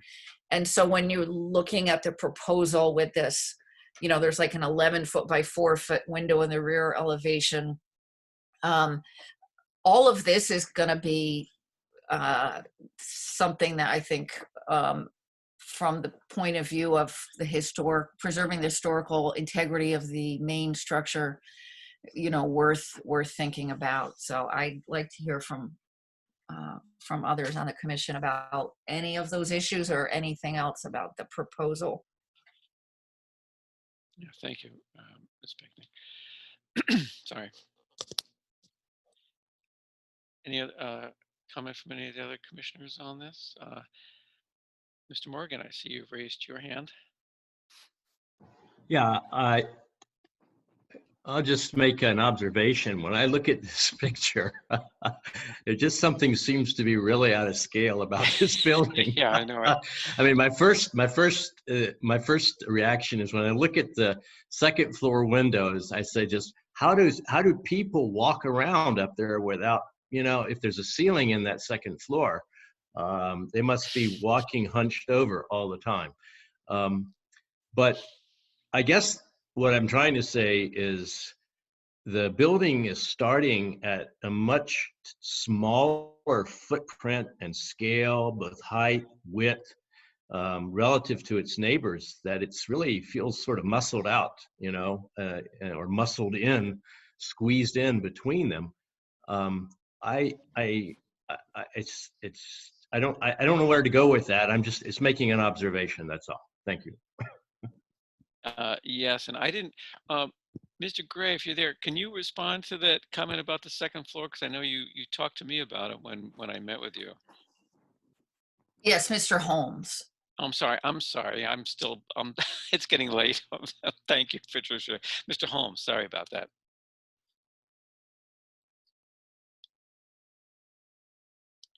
See there? I think, oh, you may have to unmute yourselves, Jeff. Okay, Yep. there you Can go. you hear me now? Yeah, now we can. Yes, thank you. Sorry about that, Commissioner. What did you say? I said that, did you hear what Mr. Morgan said about this overall? We were looking at this picture, and it's obvious that the whole scale of the house is quite small, dwarfed Yes. by the neighbor on either side. And he's saying, if there's a ceiling on that second floor, how do you stand up? So I thought I'd let you answer that question. Well, believe it or not, Mr. Morgan, the ceiling is vaulted on the second floor, and that is really the only way you can walk through there. When I was a kid, though, there was a ceiling there right above the top of those windows, and you would literally scuff the top of your head on the ceiling. Okay. So, there's been a lot of changes over the years. Very good. Thank you. But you're right. We are muscled in, that's for sure. And I'm just looking, to gain a little strength in the neighborhood, I guess. Yeah, and when I first moved to town in 1980, the woman who is now my wife lived in the third floor of a federal period building. Was like, the box style. So, and she had the upper apartment, and she couldn't have any tall boyfriends, put it that way. Fortunately, I'm only 5'8", so maybe maybe that's how we ended up married. I don't know, but in any event, to some people, those upper story apartments, and this actually goes back to Harrison Street. He had a similar problem. A lot of those third stories were short by design, for better or worse. To some, they're very charming, but to others, they're like, what do I do about this? And in any event, correct me if I'm wrong, Mr. Holmes, but you're not planning on changing anything in that old part of the house anyway. You're planning on building onto the back, correct? Yeah, absolutely, Chairman. So I would like to address Commissioner Pecknick's issues that she had. As far as the issues that she had, the chimney is staying. I'm sorry, I missed it on one of the drawings. It is staying. It's been repointed and all new dampers put in from the top down. So that is definitely staying. The windows in the back of the house on the west view, you are correct. There's a huge section of divided lights on there. All of those windows are sectioned to be casement windows to crank out in order to have a maximum flow through the master bedroom. I do have another larger window on the front half of the house that's a picture window. That was purposely put in order to move furniture in through the second floor because there is no other way. A staircase in an older house, you cannot get even a larger bureau to the stairs. So it was kind of a necessity. But yeah, the sizes you had were correct as far as the house goes. The front half is a little bit bigger than the back half, but neither one of them are very big at all. The only reason why I put a deck on the back was I'm trying to maximize my outdoor space. The only outdoor space I have right now is probably larger than a parking lot at Walmart, or smaller than a parking lot at Walmart, sorry. And it's in my backyard. So I just figured a deck would add twice the size of my outdoor space. It's not a deal breaker though. I have no problem not having it. Yeah, I assume you mean parking spot, not a parking lot, because Walmart Yes, a parking lot parking is actually space, very excuse large. me. Okay. What quick question? This doesn't directly fall into our jurisdiction, but I'm just curious about this.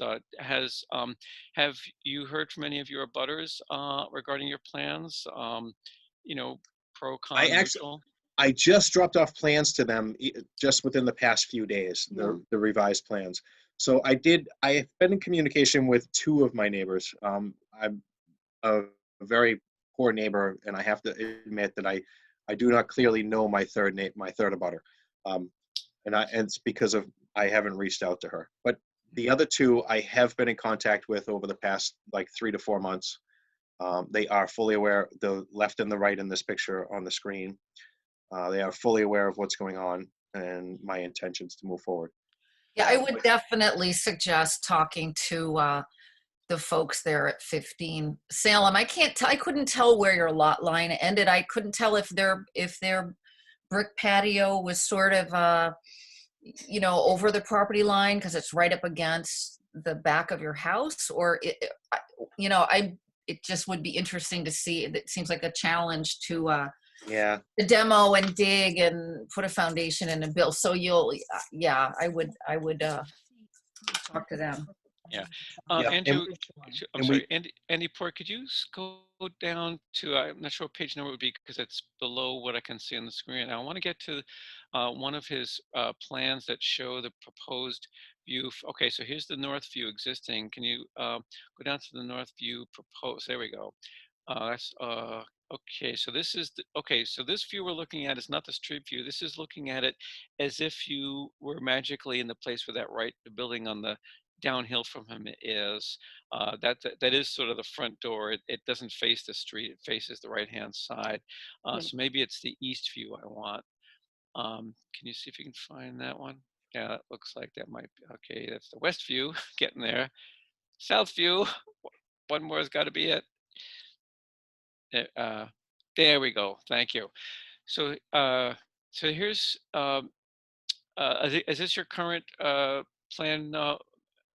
Holmes? For we recognize the existing. Looks like you've added a few inches to the chimney, but that's regardless. Yes. Yeah. But the proposed, and so obviously the chimney will be there. That's just an accidental omission from the drawing. Correct. So looking at this, I think my major, and you've offered some flexibility about the roof deck, which is great. Is there, let's see. Yeah, I think the massing raises some concerns from an architectural point of view. I'd love to hear if some of my other colleagues have any concerns about that, because it looks like the addition kind of overwhelms might be a little too strong, but it's so much higher than the original. Now, of course, part of the problem there is that the original is so small. And I know that the planning staff, mentioned this to you and had some suggestions as to how you might make things look a little bit smaller while still getting some usable space in there. Have you given any consideration or thought to ways of making that addition not loom over the existing part quite so much? Well, I could definitely put in a facade of trim in order to make it look like the roof line has not changed in between the windows down to the lower right side, similar to what is existing already. But I mean, overall, it is a larger structure. And just like just like Joe said, it's going to be muscled out. Yeah. No matter what you do on the original structure, it will be muscled out. It is just that tiny of a building. Right. What's underneath in this, the right-hand side of this drawing shows, it shows the roof deck, which I appreciate your flexibility on, but what's below that? That is my backyard, which is pretty much the same size as that roof. Okay, so would it be helpful to you to have that deck on the second floor rather than the third floor, so it wasn't, kind of sticking out like that? Absolutely. All right, so that's a possibility as well. Anyone like any of my fellow commissioners have comments on the the massing, the size, Mr. Morgan? And I see Mr. Fay both have hands up. I saw Mr. Morgan first, so why don't I acknowledge you? I think because the site is so small and is the existing structure is so diminutive here, relative to its neighbors. I think we don't really fully appreciate the scale issues without seeing it in context. If there's some way that we could, this is a project that I think could be really helpful to see massed in an axonometric view relative to its neighbors. And I don't know if you can prepare that or not, Mr. Holmes, but I think it would be really helpful for all of us to really understand how it masses relative to its neighbors. And that would also show us the relationships to the lot lines, because I think that, I don't know if there could be shadow issues relative to a higher structure here or not for your neighbors. They would have to respond, I guess, but that's my concern. All right, thank you, Joe. Mr. Fay, and I think Mr. McNamee had a hand up earlier. Do you want to make a comment, Chris? Yeah, I would just echo what's been said, just to sort of throw my 2 cents in, and just in terms of the height of the addition. I have no problem tearing down the existing addition, considering, and I'll trust that the condition is accurate.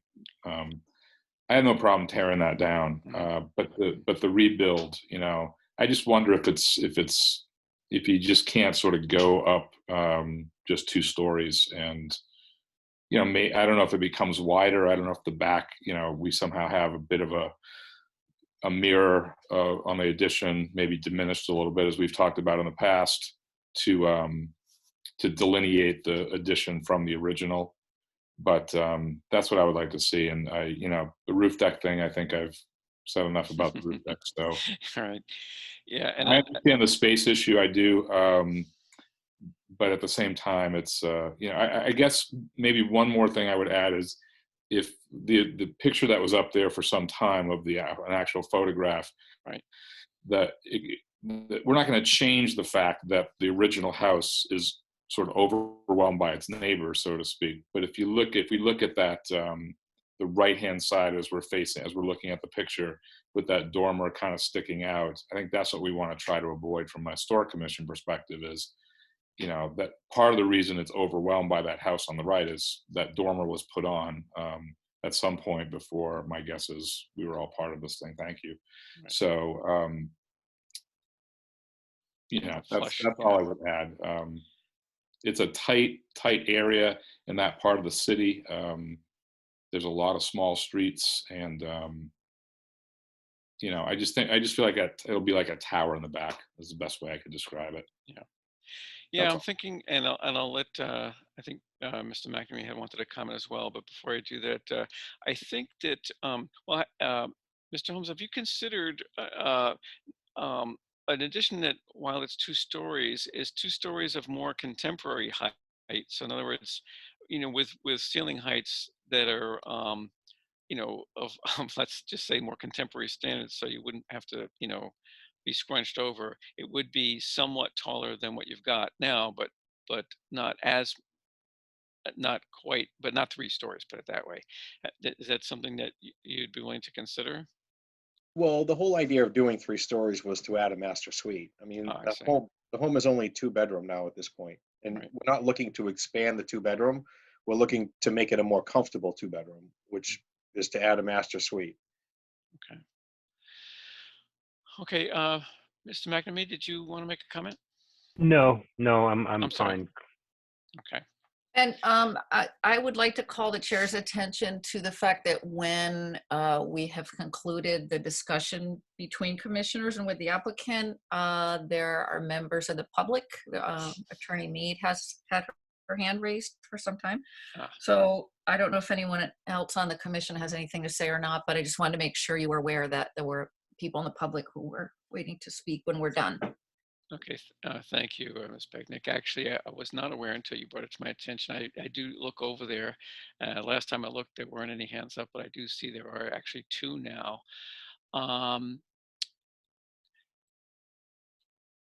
impression is that, I think as commissioners, people have voiced their opinion. It's getting late. I think we're all getting a little tired too.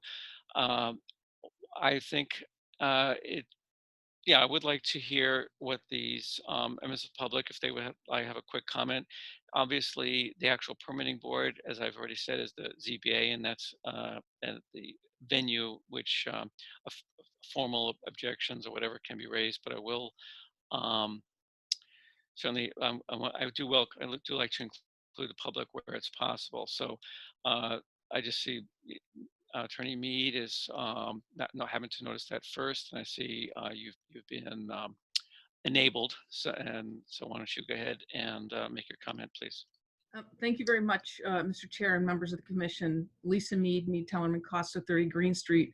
And I represent Rob and Mary Swenson at 30 Franklin Street, which is the house on the right. They purchased it after the dormer was put on. And Patty Snyder, who is of 15 Salem Street, who is the abutter to the rear. So they just recently received plans from Mr. Holmes. They came to me today to talk about this. I think what's interesting is if you look at the context of the neighborhood, the two houses on the left and the right of the photo that's in front of you, both have full lots all the way back to Salem Street. I happen to live in this neighborhood, so I know it pretty well. Mr. Holmes' lot and Ms. Snyder's lot are actually backing up to one another. And so they actually have some of the smallest lots in the city of Newburyport.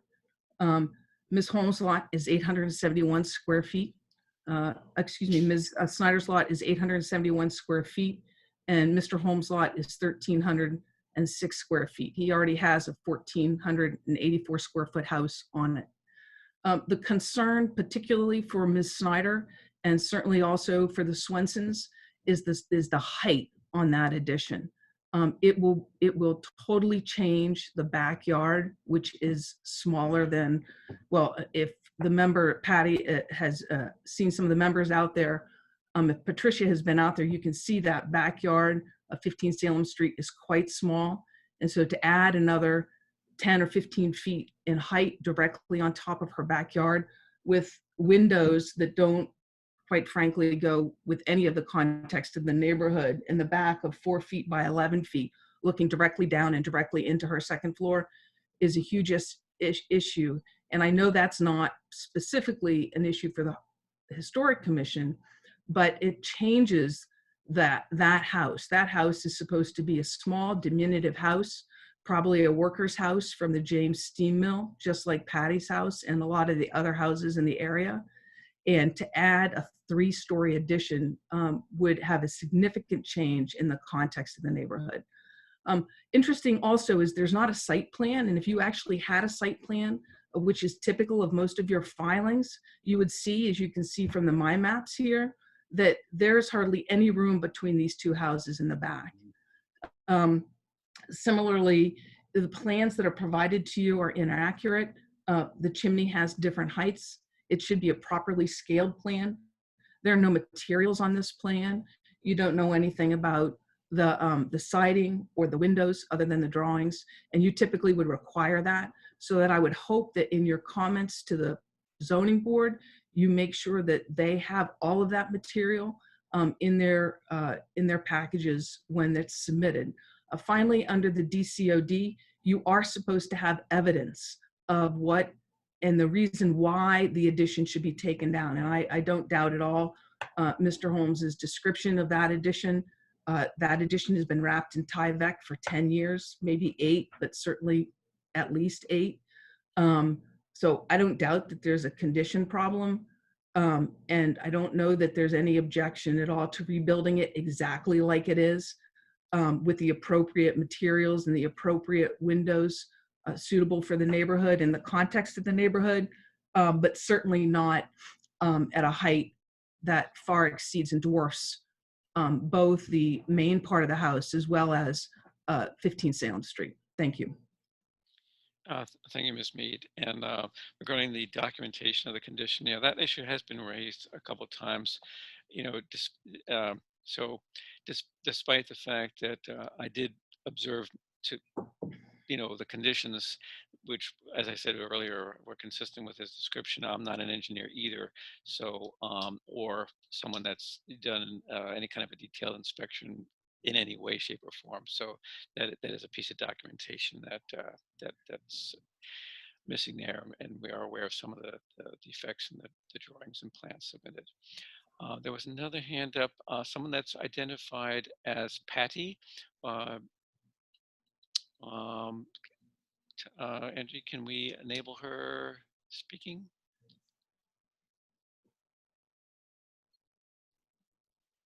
Working on it. There we go.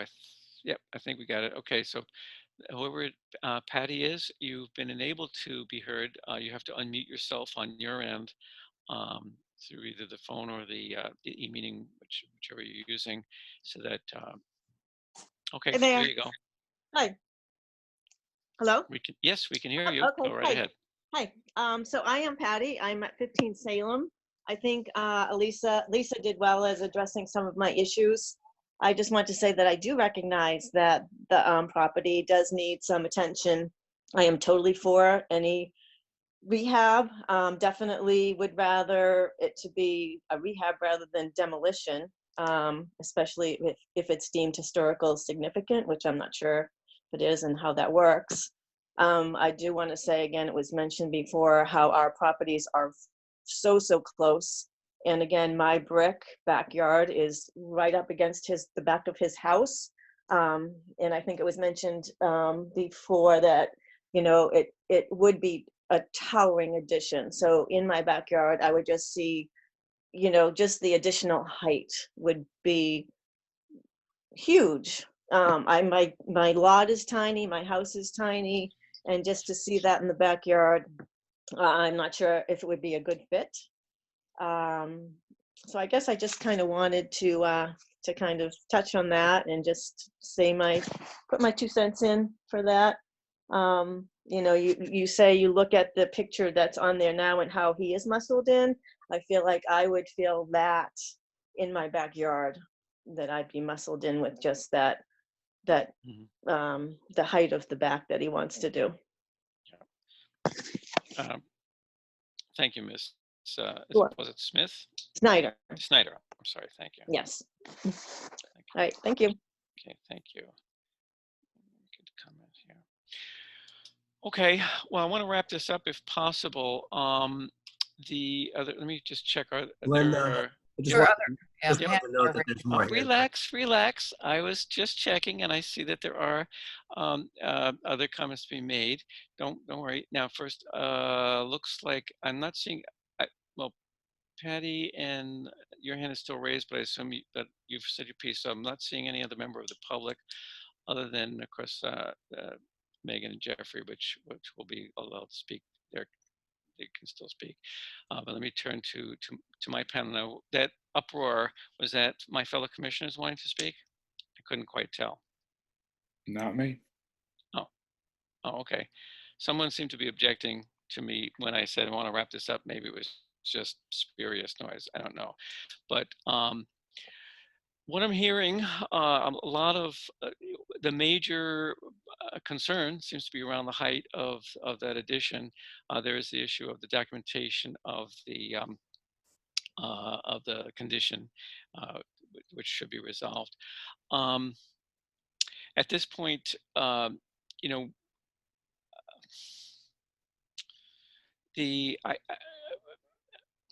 do I say this?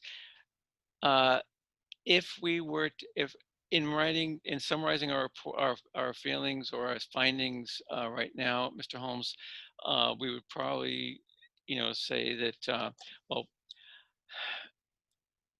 I guess I can't get away from needing the need to feel we should continue this one more, so that we can at least correct um, the things that we've identified that need to be fleshed out in both the plans and also the documentation of the existing conditions. One of the things the ordinance requires us to do, mainly me as chair, is to write up a historical report that that has some that refers to that.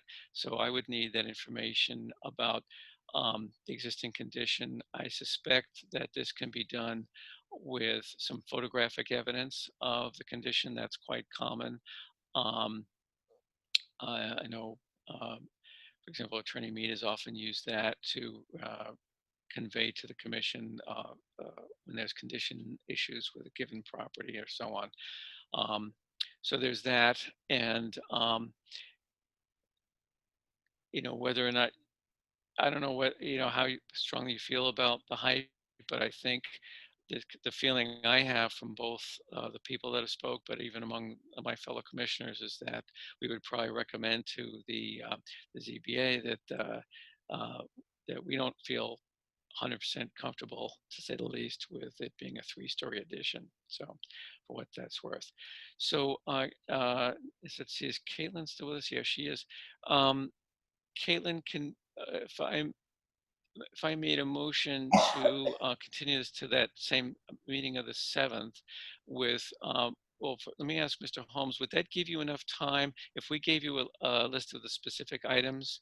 I've kind of summarized them generally, like the documentation of the condition and some of the things that Attorney Mead pointed out in her comments, which we had also noticed on the commission about some of the things that need to be called out to flesh out those plans. Do you think that would give you enough time to respond, or would you need a little more time? Yeah, no, I think that would be adequate. My only question is whether or not you and I, or you and the board, or myself and the board, can have a chance to communicate what those issues are specifically. Oh, yes. How to communicate them. Yes. And whether or not I'll get a chance to speak before this is adjourned. Yes, that would be part of the plan, that we would give you the specific items that need to be corrected. And that's something that Caitlin and myself and whatever, mainly, Kate and Jennifer, we've kind of, some of these are fairly new. In other cases, we probably should have looked at them earlier, so we could have given you some forewarning. So my apologies for that. I know I hate to have people come in and be surprised at things at the last minute. We try to avoid that when we can. When your last comment about being able to speak again, did you mean tonight or at? Yes. Yes. Okay. That's okay with me. First, though, I see I've got 1 or 2 members of my commission wanted to say something. Ms. Pegnick, did you want to say something now? Yes, I just wanted to say quickly that our interest in getting the documentation and photos and descriptions of the conditions in the existing addition is not simply for the sake of, the argument that you're making about what you wish to do. It's just important for us to have that as well, because it helps the city have a record of things that were there that maybe then are demoed and lost, and it's in our city records, so that we have evidence and descriptions of what was there before. That's all I wanted to say. I understand that. Okay. Any other comments from my peers before I know Mr. Holmes would like to make a closing comment. Let's see. Go ahead, Jeffrey. Did you want to say something? I did. So just addressing Attorney Mead's issues as far as the residence goes. She represents Robin Mary next door to my right in this picture depicted on the screen here. Robin Mary did actually add that dormer onto the house. Every day I walk out my front door and I look up that wall that my neighbor Patty speaks about. Every day I feel muscled in. So I'm not looking to change the way that I feel when I walk out my door. I'm just looking to add to my home. And the only way to add to my square footage is up. I can't add out. Like Lisa Mead said, I have one of the smallest lots as far as a house on it goes in the city of Newburyport. And there is no doubt on that. But all the materials that I plan on using on the house are actually listed on the plans that I have to submit to the building department.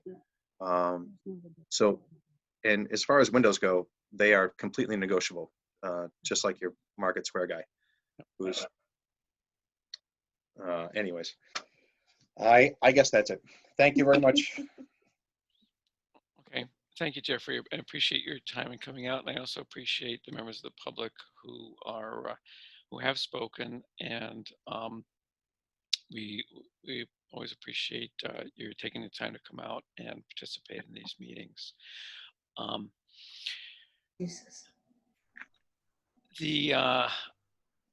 I see Attorney Mead has a hand up again. I'm not sure I want to prolong this discussion any further right now.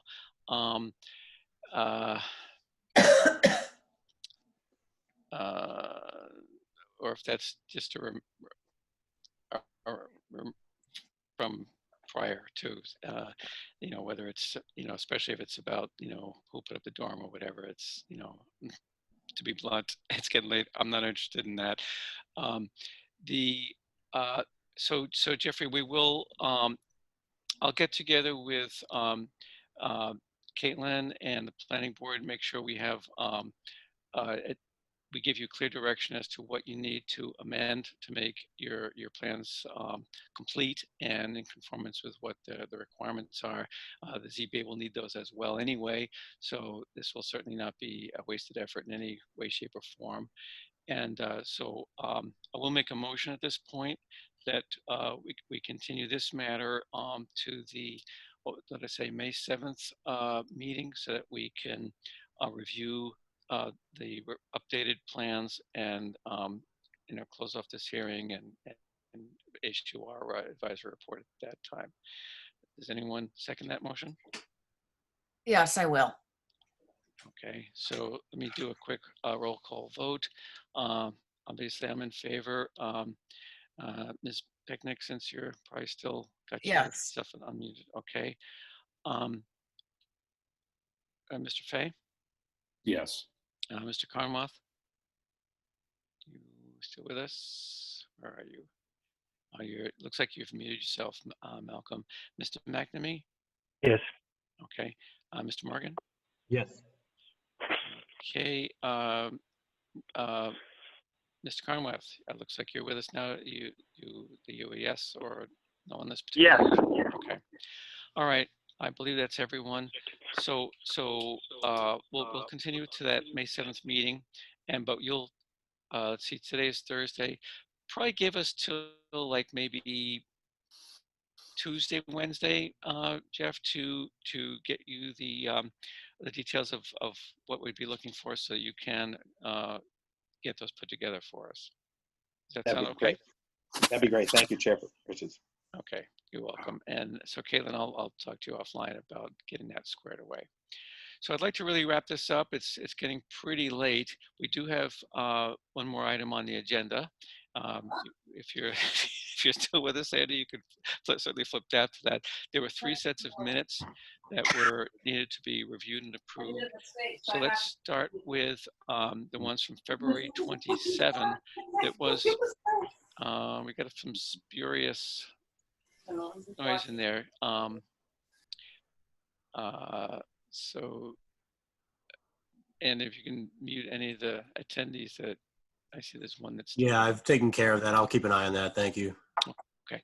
Anyway, so 227, I believe this was, in fact, this I think was the meeting where we first looked at that property on Harrison Street. But anyway, is there a motion to approve those minutes, or does anyone have did anyone have a concern about those? I make a motion to approve those minutes. Okay, and I'll be happy to second that. So we'll go through the call again. Ms. Becknick? Yes. Okay, and I'm a yes. How about Mr. Fay? Yes. Mr. Carnwath? All right, I'm leaving the meeting. This, Thank you, Stephanie. You're unmuted. oh, I'm sorry. Mr. Carnwath? Okay, we'll give Malcolm a second. Mr. McNamee? Yes. Okay, Mr. Morgan? Yes. Okay. Malcolm, didn't hear from you, but we do have enough people giving a yes to that. So I hope that's okay then to approve the minutes for 227. Moving on to 326, and I believe this is the one where there was a slight change from the first draft, so make sure you did get the second and corrected draft that Gretchen sent out more recently. Thank you for doing that, Gretchen. Appreciate it. I'll make a motion to approve the minutes of 326. And, since I believe it was is either that one or the 49. No, I'm sorry. I'm totally wrong. 227 was the one that had the addition. So thanks for that. 326, I think, was the meeting where we basically continued everything, and then 49. So I'd like to make a motion that we approve both of those unless someone has an objection. Does anyone object, or do I hear a second? Does anyone care to second that motion? I do. I'll second it. Okay, so let's go through this one more time then. Then can I assume, Ms. Pecknick, that you're a yes? Yes. Okay, I am a yes. Malcolm, I see you're unmuted. Are you a yes to approve the minutes? Yes. Thank you very much. Mr. McNamee? Yes. Okay, Mr. Fay? Yes. Okay, Mr. Morgan? Yes. Okay, good.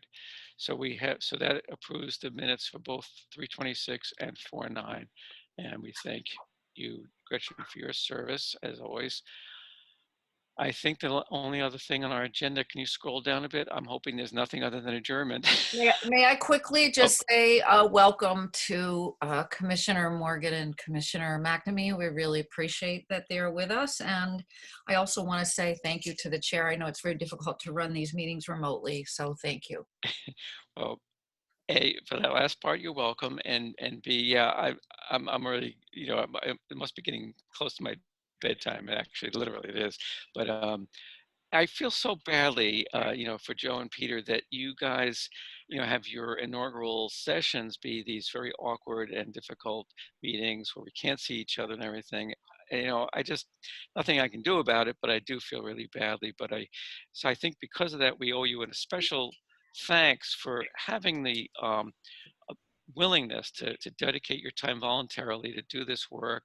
Joe, I know you've done a lot of research. Peter, you've been great as well. You guys have really been are showing to be great additions to the commission, and I really truly do appreciate that. And I'm so glad you were able to volunteer your time.